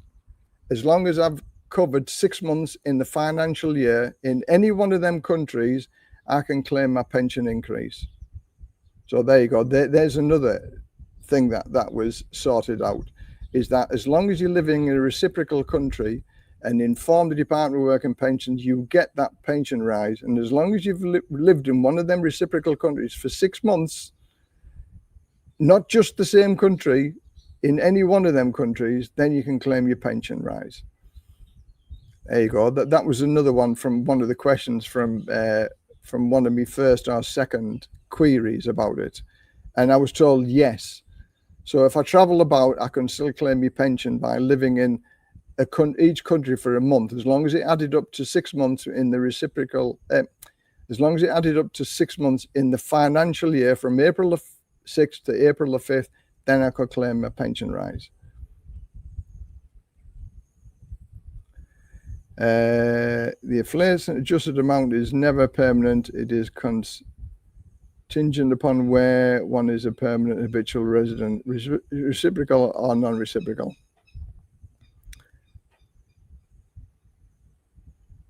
The guy's situation sounds easy, Les, so something else is going on. Well, I'm sure he's been open and honest with me. I've had plenty of emails off him, and emails that he's had from the pensions department on the answers that they've given him, and there doesn't look anything to be suspicious about it. He actually stayed there for 190 days, and he actually rang them before he left, and he said, listen, I've been here 190 days now, I'm going to go home, I'm going to go back to Thailand. Is everything okay? Have you got all the information? And they said yes. If you move to the Philippines 6 months at a time, how does it affect 90-day reporting for retirement visa Thailand? Do you give it up? No, you don't, because your 90-day reporting stops once you leave the country, and it only restarts again once you come back to Thailand. So in effect, you could have your year's retirement visa, go and live in the Philippines for 6 months, and it doesn't affect your visa whatsoever, as long as you come back within the year period and you start your 90-day reporting again. So again, that isn't a problem with your 90-day reporting.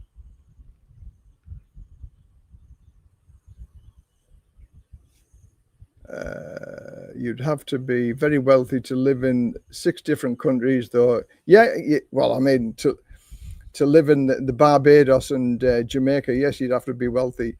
But that's what I'm saying. This is how extreme the example. I'm just using one country because it's close to Thailand. I use that as an example. But when I also asked for the example, so if I lived in like the Philippines, Turkey, UK, Barbados, Jamaica, and I forgot what but I had 6 different countries, and he said, yeah, as long as you inform the Department of Work and Pensions, you can get your increase in every single one of them countries uprated to the increase, and if as long as you did it within this financial year for 6 months, you could claim your rise. So there you go. So there's an anomaly that they said they're going to pay you. Whether they actually do that or not, I don't know. But I wish I could afford to live in Barbados and Jamaica.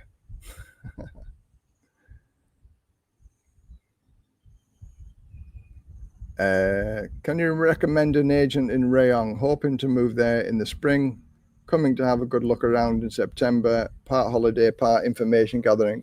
I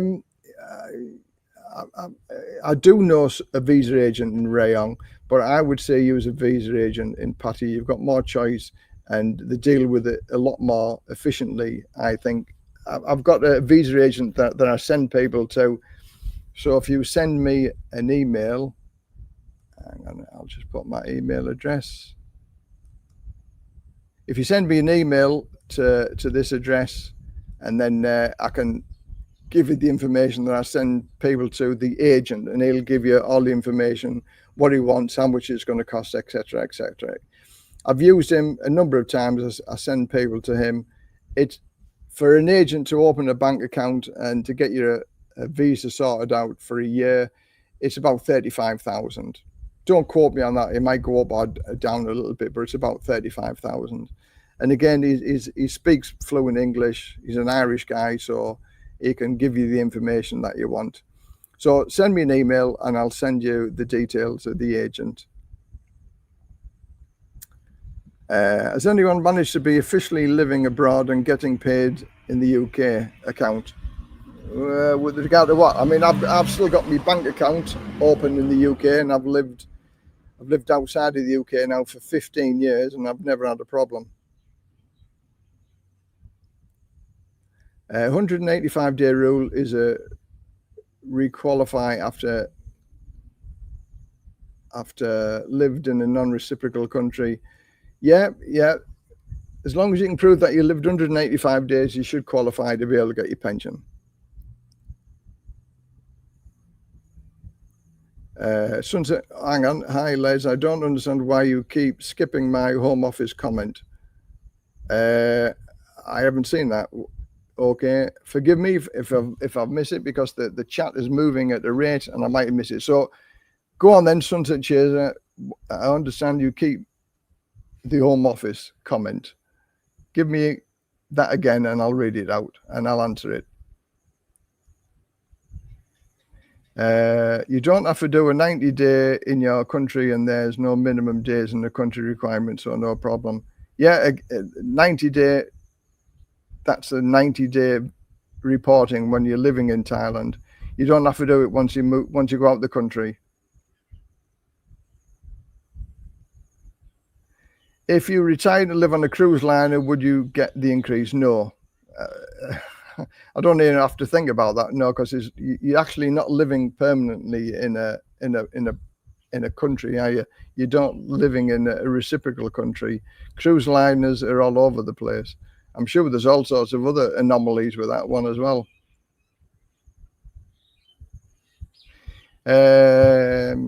Yeah, they should freeze the pensions as they save the money not living in the UK. Exactly, 100%. I agree with that. But they ain't going to do it. There's been a vote which I signed on the petitions, 200,000 signatures they had to have, and they raised it up at the House of Commons. Now, this ruling for the frozen pensions is 70 years old, and they brought it up at the House of Commons, and they turned around and said, no, there's no plans to change it, because if they're going to change it, it's going to cost the government money, isn't it? So they're never, ever, ever going to change it. It's a 70-year-old rule. So again, it was brought up in the House and Commons. There's various ministers, and the International Consortium of British Pensioners, they brought it up at the House and Commons. And I've actually wrote to them as well to see if they can give me any advice or point me in any directions to be able to take this subject further and to actually get something in black and white where we can use it as a case reference. So again, I've got plenty of irons in the fire. The fight hasn't gone out of me. I'm still wanting to save the world, if you like. And there we go.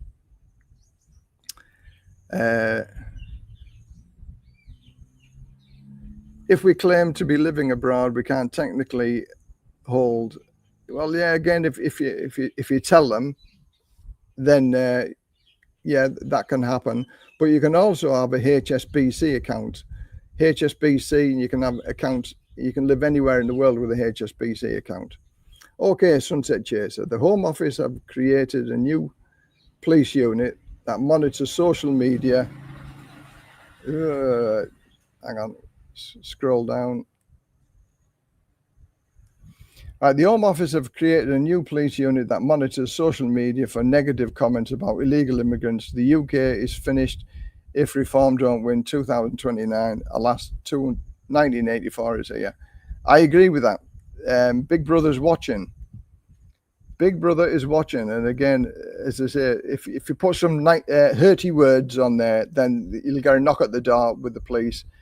Let's see what happens to these two Manchester thugs who attacked the police in Manchester Airport, you know, and the judge has already said previously they've been of good character. And let's see if they get more than 31 months, because, you know, they didn't give any hurty words. They give hurty fists and thumps and broken noses. But again, I think at the minute, the UK, it's like a tinderbox. And there's little things, little blue touch papers are getting lit, and there's going to be big explosion in the UK. There's going to be lots and lots of anger and aggression and frustration at what's going on in the UK, because it just can't go on. It's ludicrous. It just can't go on.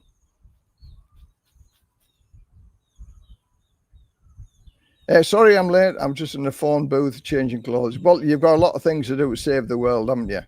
You know, when all said and done, there's a lot of controversy going on in the world. So, Superman, you need to save the world. We need somebody to save the world. Maybe if the aliens came, they'd do a better job than we do. It isn't frozen. It will revert back to the original amount when you started. As soon as you move to the reciprocal country long enough to requalify, you can receive the increase.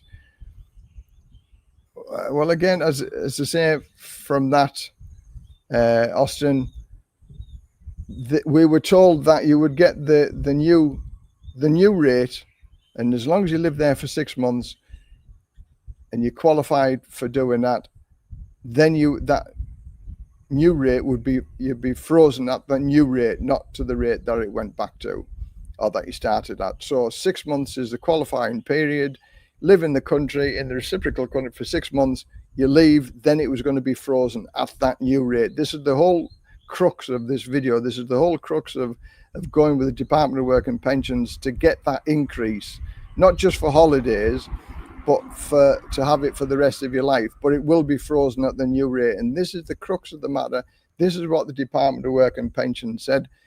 Otherwise, none of this would be worthwhile doing. And it's because they've said you get the new rate is why I'm beating the drum about it, trying to get as much people involved with this, and for the comments and for people to say, yes, it's a good idea, and to actually get a paid lawyer, pensions lawyer, to be able to fight the case for everybody that's on a frozen pension. Even if you just went to Turkey and the UK for 3 months each, or 6 months in total, just to get them new right. You know, it's a lot of money. You're talking about a lot of money. From 5 years ago, people who've lost it from 5 years ago, it's £28,000 over the next 10 years.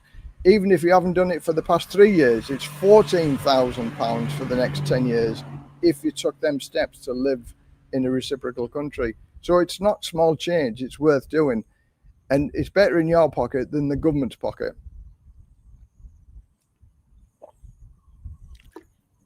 I'd certainly do it for £14,000. It's the price of a car over here. Get a brand new car. For the sake of how I look upon it is that you're going on a holiday to the Philippines, paid by the government using your money. And that's what the effect of it is, isn't it? Because whilst you're over in the Philippines, you'll get the increase rise. So if you haven't had any rise for 2 or 3 years, or even if you say for the 3 years, you're going to get 22% of your pension paid to you for the next 6 months whilst you're living there. So that offsets any payments you're paying towards staying in the Philippines. So for me, it's a win-win situation if you can do it. This topic has dominated this. We've been talking about this now for 1 hour and 53 minutes, and it's the same topic. So there's a lot of interest in this.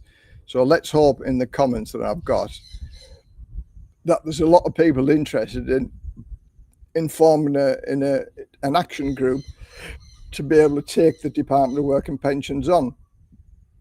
And as I say, I think a tenner for everybody that's on the frozen pension, it's a small amount to pay in the hope that we will be able to get a case against the Department of Work and Pensions and use that.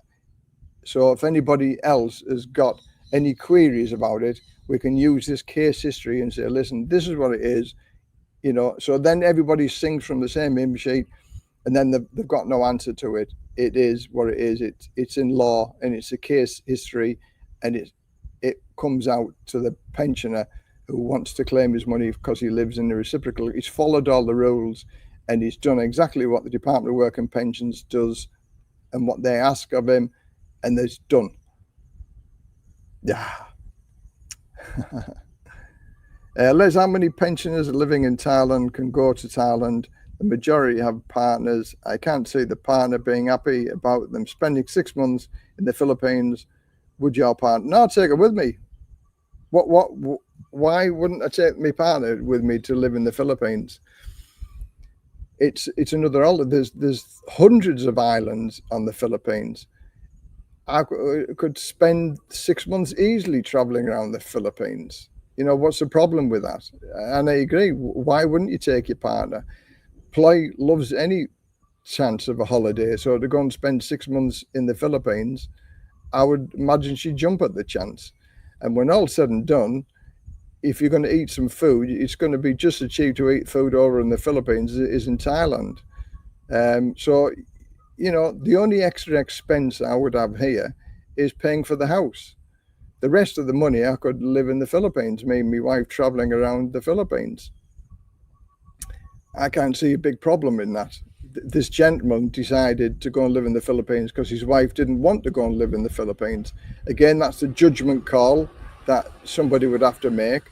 But if you're a single guy living over here and not married and don't have a partner, then it'd be, you know, silly not to be able to do it. And why not do it? Why not give it a go? Because if you decided the Philippines was a nicer place than here in Thailand, and then you'd go move over in the Philippines. So again, for me, it's a win-win situation, but I understand also there'll be lots of people who won't do it and be scared of it and frightened of doing it. And it's, you know, when you're 67, 70-year-old, maybe you're a bit long in the tooth to be able to do things like that. But I'm still active and fighting at 65-year-old, still want to be able to do things and still have an axe to grind against the pensions department. 2D Justice Les, Enoch Powell said it, but nobody listened. Yeah, again, it's yeah. The UK is great. If you know, I wish there was many other countries that offered a welcome hand like the UK does to every man and his dog. You know, without any documentation whatsoever, you get put in a 4-star hotel.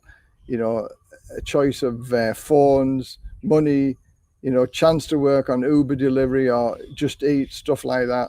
It's just no wonder they're coming over in the droves. You know, I'm sure if you know that was offered to me as a young person, I'd jump at the chance.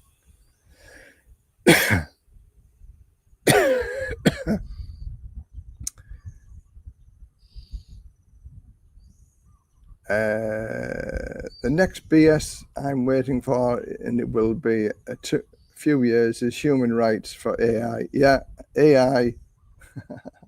AI is going to come for sure, undoubtedly. LGBTQ plus AI, mark my words. Yeah, I would go along with that. Bob White, Les, it's a good idea getting a pension lawyer, but everyone's case will be different. So it will be revert back to the rules listed. I understand. Yeah, I agree with what you're saying. Everybody's case will be different. But the ruling is, if you live there for 185 days, you qualify for the upgrade. So I think that's the nuts and the bolts of everything.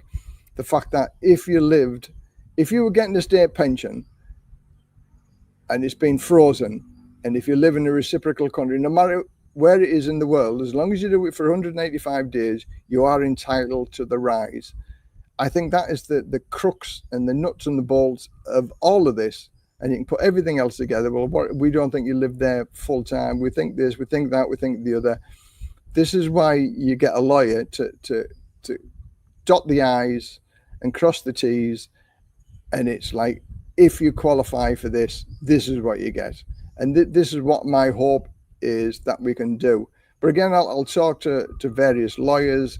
I've spoke I've sent a message. I'm still waiting from the International Consortium of British Pensioners. Now, they know more about this than I do. It's all the research. I've spent hours and hours doing this, and hopefully it'll come to some fruition. And again, it's not for my benefit. I don't claim my pension for another year, so it's going to be 2 years before I even think about changing it. It's going to be 5 years before I even think about going to the Philippines. So it's not for my benefit. It's for the benefit of a lot of the subscribers that I've talked to on my channel. So fingers crossed. But thanks very much for the support and thinking about the idea and coming up with it with a, you know, your not critique, but this is what I want. The ifs and the whys and the wheres and what if this and what if that and what if the other. And the more answers that I've got then that gives me a better mind to phrase what I'm actually looking for and to try and get. And again, if other people have other ideas and other thoughts on this, please feel free to put it on the comments department. That's what I want. I'll read all of the comments, so then I can be better minded to be able to look at, see what we can do, see where we can go. Or if somebody's got a better idea than that, you know, please share it, and we'll go from there. I mean, it's been proved. Alan on here said he did it. He lived in the Philippines for 8 months and he got the new rate rise. So it works. It does work. That's one guy, but I'm sure there's other people that have done it as well.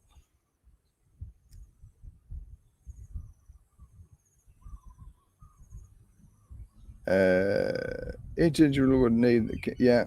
Alan Brown, I reckon since my pension was frozen in 2014, it has cost me almost £30,000. Yeah, I can imagine. I mean, 2014, 10 years, 11 years, it's a long time, isn't it? I mean, again, just looking at, you know, 20 in 4 years, 3 years, 3 to 4 years, 22.7% rise. So for those people who haven't had it for, you know, 5 or 6 years, that's a big percentage that you're just giving away back to the government if there's a way around it.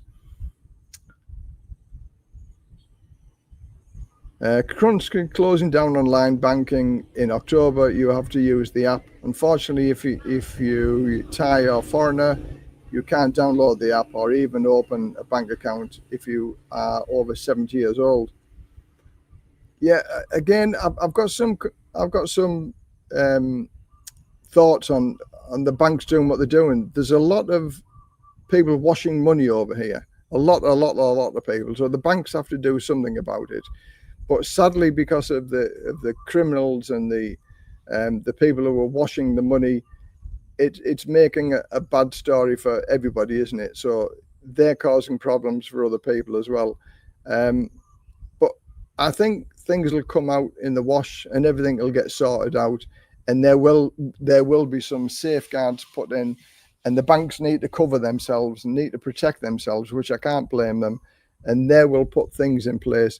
We may not like it for the near future, but when all's said and done, it's good for the banks and it's good for the country and it's good for the honest people, although we're going to have to pay the price a little bit. But when all's said and done, there are alternatives that you can use, you can do also. It might cost you a little bit more money, but it's never, ever impossible.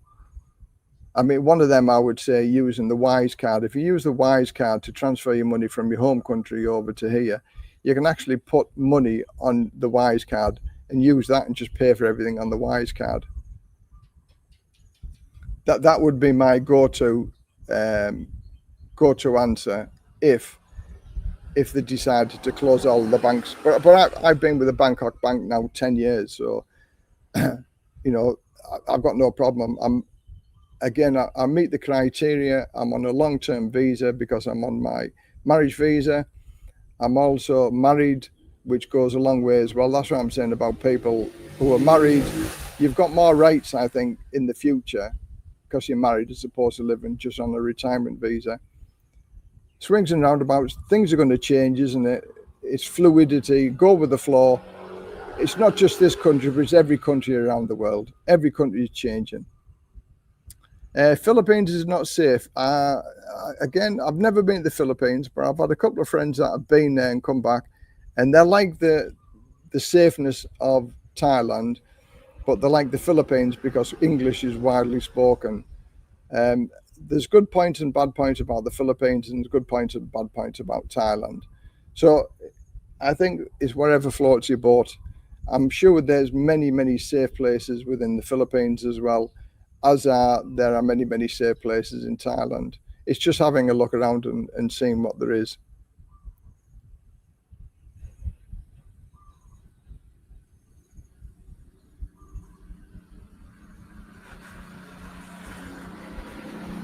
There is no timeline for the 85-day rule. Yeah, it's a 185-day rule, not 85. With the Department of Work, they have to assess whether you're habitually resident is about you are back to settle or not. Well, I disagree with that because it's up to you where you go, isn't it? And why have the 185-day rule if they're going to think about it? Then it's not a 185-day rule, and is it? But again, it's an argumentative point, and I understand what you're saying. But why have a rule if you're going to, well, I don't see it that way. I don't see it this way. Whereas if you get a lawyer, that's what they do. They nail everything down. So this is what it is. It's more of a not an ambiguous situation, then, isn't it? So just lawyers. I don't like lawyers at all. But sometimes they are a necessary evil. And I think with this one, they are a necessary evil where we need to get it pinned down so one person's view doesn't count. Is like the phone call that I had. She was adamant that I wasn't allowed to get it, absolutely adamant that I didn't qualify for it. But the two colleagues agreed and said, yes, he should get it. So therefore, that's two against her. I'm sure she still didn't believe it. But whether she was just trying to pacify me and say, yeah, I'll tell him yes. And so he gets off the phone. But in reality, he's not going to get it. Who knows? Bob White, hi guys, got to go. Thanks very much for joining us, Bob. Thanks very much for joining the conversation. And I hope you got some value out of it. Watch this space because there'll be more videos to come, I'm sure. There was talk a few years ago about stopping personal allowance. There's been talk about all sorts of things.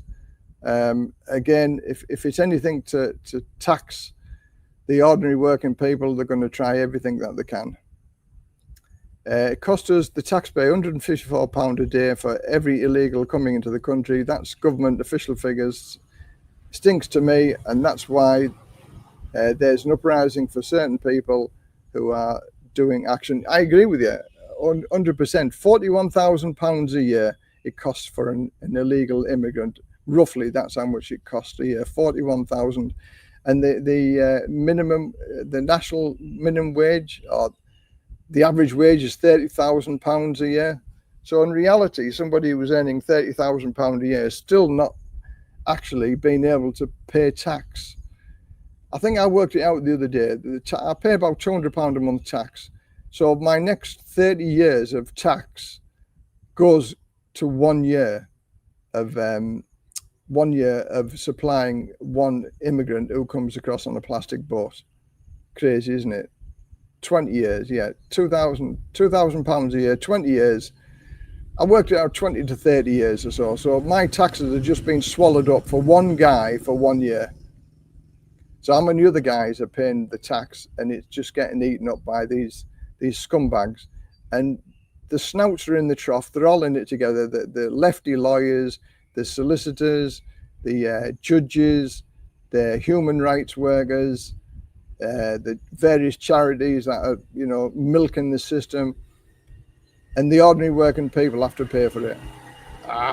Makes my blood boil when I see it, because I can't see an answer to it. I can't see them fixing it.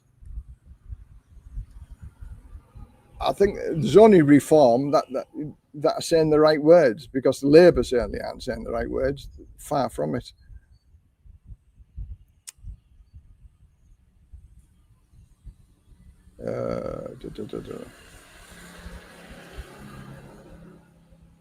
Got to love Thailand. Hello, Dave.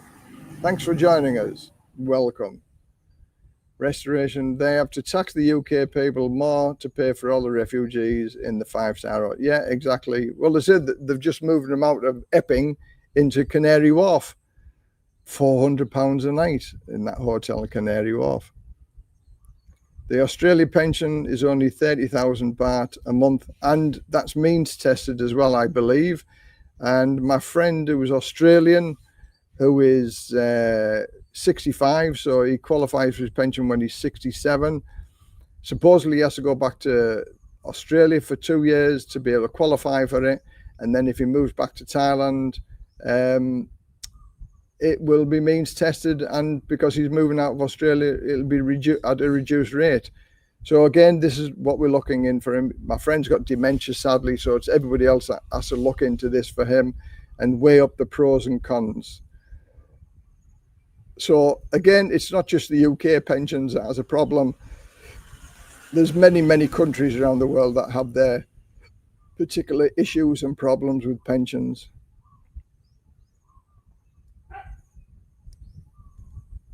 It is an utter vile carry-on for the hard-working British man. Again, I agree with it. I mean, I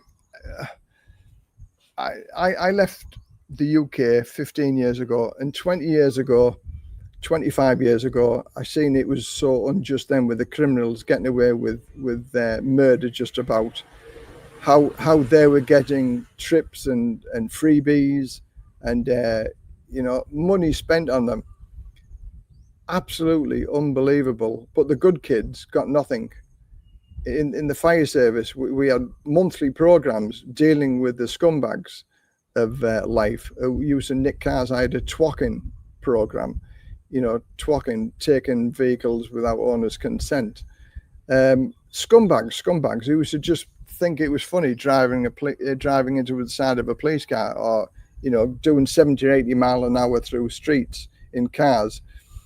And you're never going to change these people.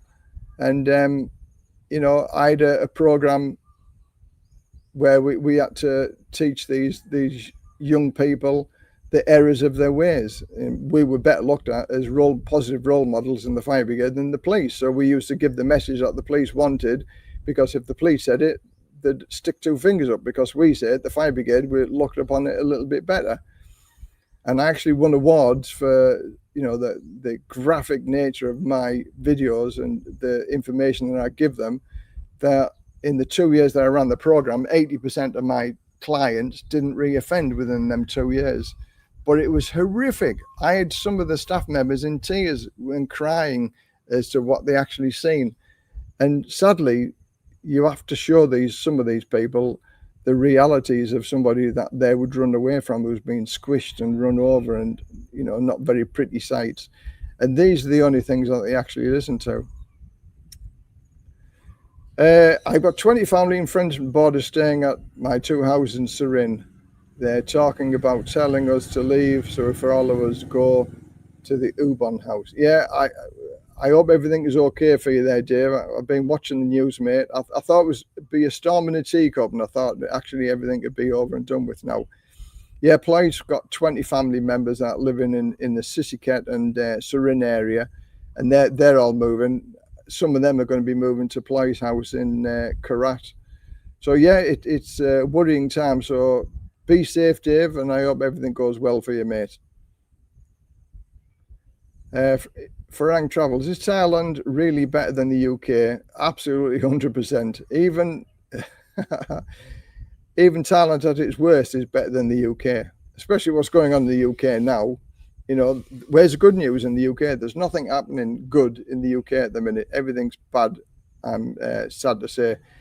In fact, there's many people said I shouldn't be knocking the UK, but I said I'll take I don't knock the UK, it's my observations. And it's the observations of many other people are the same as well. I said, give me one good thing that's happened, that's positive, that's good, that's happened in the last 15 years. I'm still waiting for an answer. Nobody can say one positively good thing that's happened in the UK in 15 years. It's all been doom and gloom, and there's nothing good. There's nothing good that's happened. And 100%. Nobody can say, oh, there's some good things that are happening in the UK at the minute.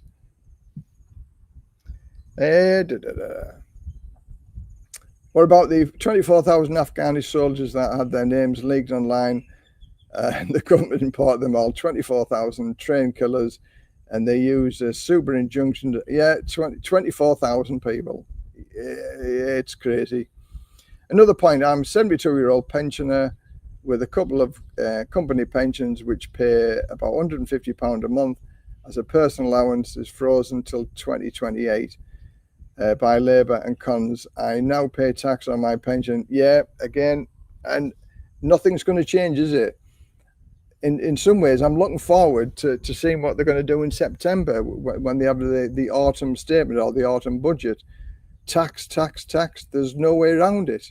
One way or another, they're going to fleece the general public again, and it'll be the inventive ways that they'll come up with all of these taxes. Apparently, she's going to do a yogurt tax now on all of these milkshakes. That's another thing that she's mentioned about taxing the milkshakes. Crazy. Okay, good to hear you, Dave. I hope everything goes well, mate. Thanks for letting me know. You need 65,000 baht a month income, so I don't think many Australians are going to be retired in Thailand. That's not strictly true. There are legal ways around that, 65,000 baht a month. There are legal ways around that you don't need the 60. I don't spend 65,000 baht a month living here. So you might have to show 65,000 baht a month, but you can certainly live on a lot cheaper than 65,000 baht a month. I've done many videos on that as well. Have a look. Two that spring to mind, living on 35,000 baht a month and living on 50,000 Thai baht a month. I've done 2 videos of them, so have a look at them, and that positively shows that you can live on 35 and 50,000 baht a month.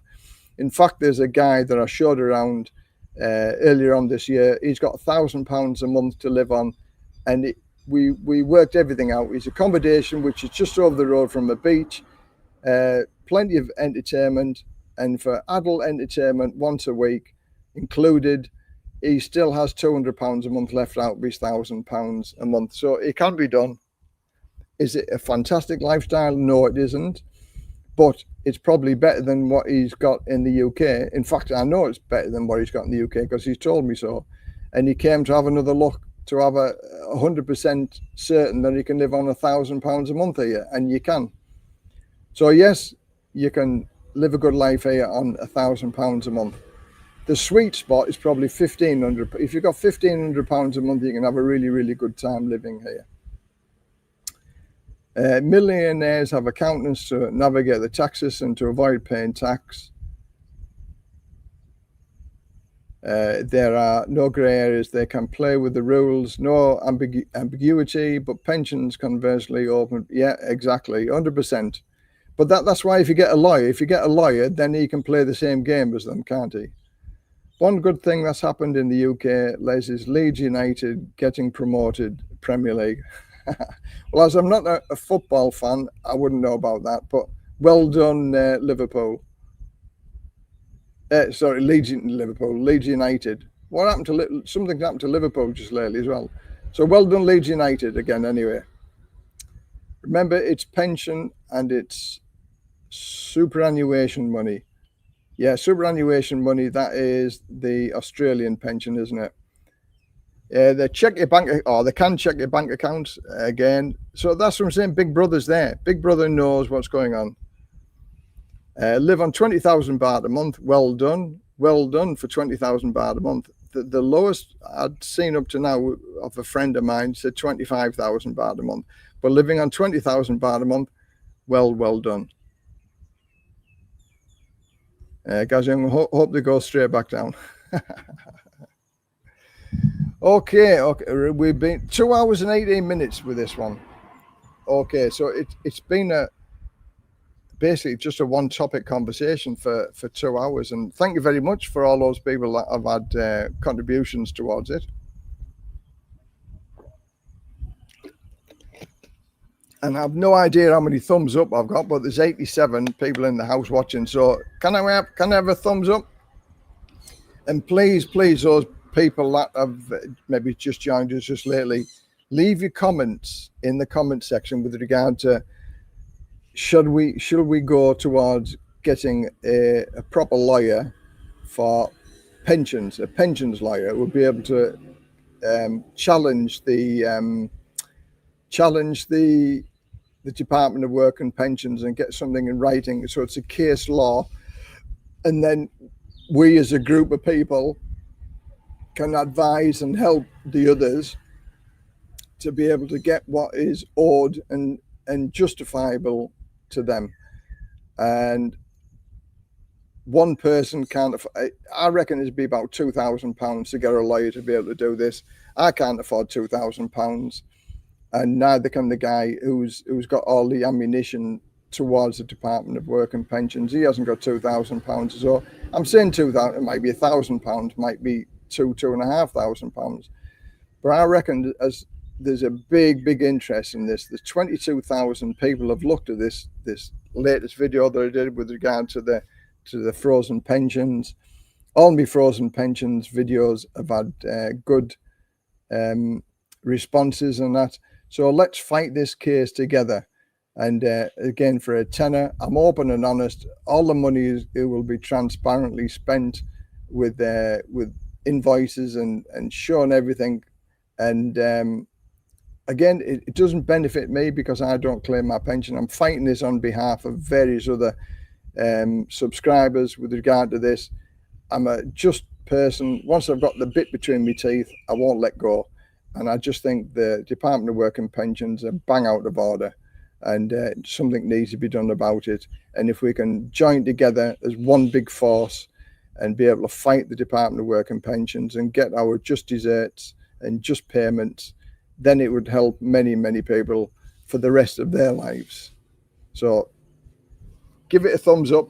If you like that idea, please leave your comments, criticisms, suggestions, alternative ways of doing it. If you think it's a bad idea, anything and everything, please comment about it, and we'll go from there. It helps me get a balanced view as well, because I don't know everything. I'm not the whiz kid for everything, but I do like problem solving, and this seems to me a problem worth fighting because it involves people's lives, money for the rest of their lives. It's easy for the government to turn around and say, no, you're not going to get it, when in reality they're doing everything to get it. Yeah, Les lives in I live in Rayong, Thailand. I can't afford a tenner, Les, mate. I've already told you. Yeah, again, no problem. No, if you can't afford it, you can't afford it. I'm not asking for everybody to pay. It's just we do need a bank of money to be able to fight the case. So at the end of the day, there'll be winners and losers, and there's people with money and people without money. And the fact that this is going to be affordable and for everybody to participate, and everybody benefits out of it, even if it helps support in other ways by spreading the message around of this video, that you can do that, Alan, sharing the video and just saying, listen, we want to fight against this. Every little bit of help and every comment, every share helps everybody else, isn't it? And once the result comes out, then we can share the results, and then everybody wins. Everybody wins from this. It's not going to be like to those people, if you pay tenner, you're the only person who's going to get the information from this. It's like one for all and all for one. So we're all fighting together. And, I'm sort of the spearhead of it. I'll carry on fighting the cause. But I also need your help as well, because financially wise, I wish I had £2,000 just to throw at it. It'd be a good point for me just to say of the kudos of it, as I fought the law and the law won. I fought the Department of Work and Pensions and Les won. Let's hope, but it won't be me that's won. It'll be our group of people, our merry band of men who want to fight against the unjust system of the tax. Anyway, that's waffling on now, isn't it? Bills from the hotel could be an issue, not a lease. No, well, it doesn't. The bill doesn't matter. It is to say that you're actually living in that country. Woo 58. I don't mind contributing £10 to pay towards like. Thank you very much for that. Again, I'm going to read the comments of what's happened of this, because again, almost 2.5 hours of talking of this one subject. So I'm sure there's going to be lots and lots of comments to read through, and then I'm going to do a video, and it'll be a dedicated video because I've sent various emails to lawyers to ask them to do it on a pro bono. So I've got to wait for their results. I've wrote an email also to the International Consortium of British Pensioners. I've got to wait for their answers to it as well. Them are the two people. There is a lawyer also on YouTube. I'm going to write to him, black belt barrister. It's just trying to find his address. So if anybody's got his personal address or details, please can you send him a message and ask him to get in contact with me. He, as a barrister, may be in a position to forward our fight, if you like, towards, somebody that might do it pro bono. I'm just looking at every option at the end of the day, and the cheaper we can do it, the better. But sometimes if you throw money at something, that's the way to do it. And I think at the end of the day, I don't think anybody's going to take up the case unless they're going to get some money out of it. As much as I'd like a solicitor to take the case on, I don't think they will.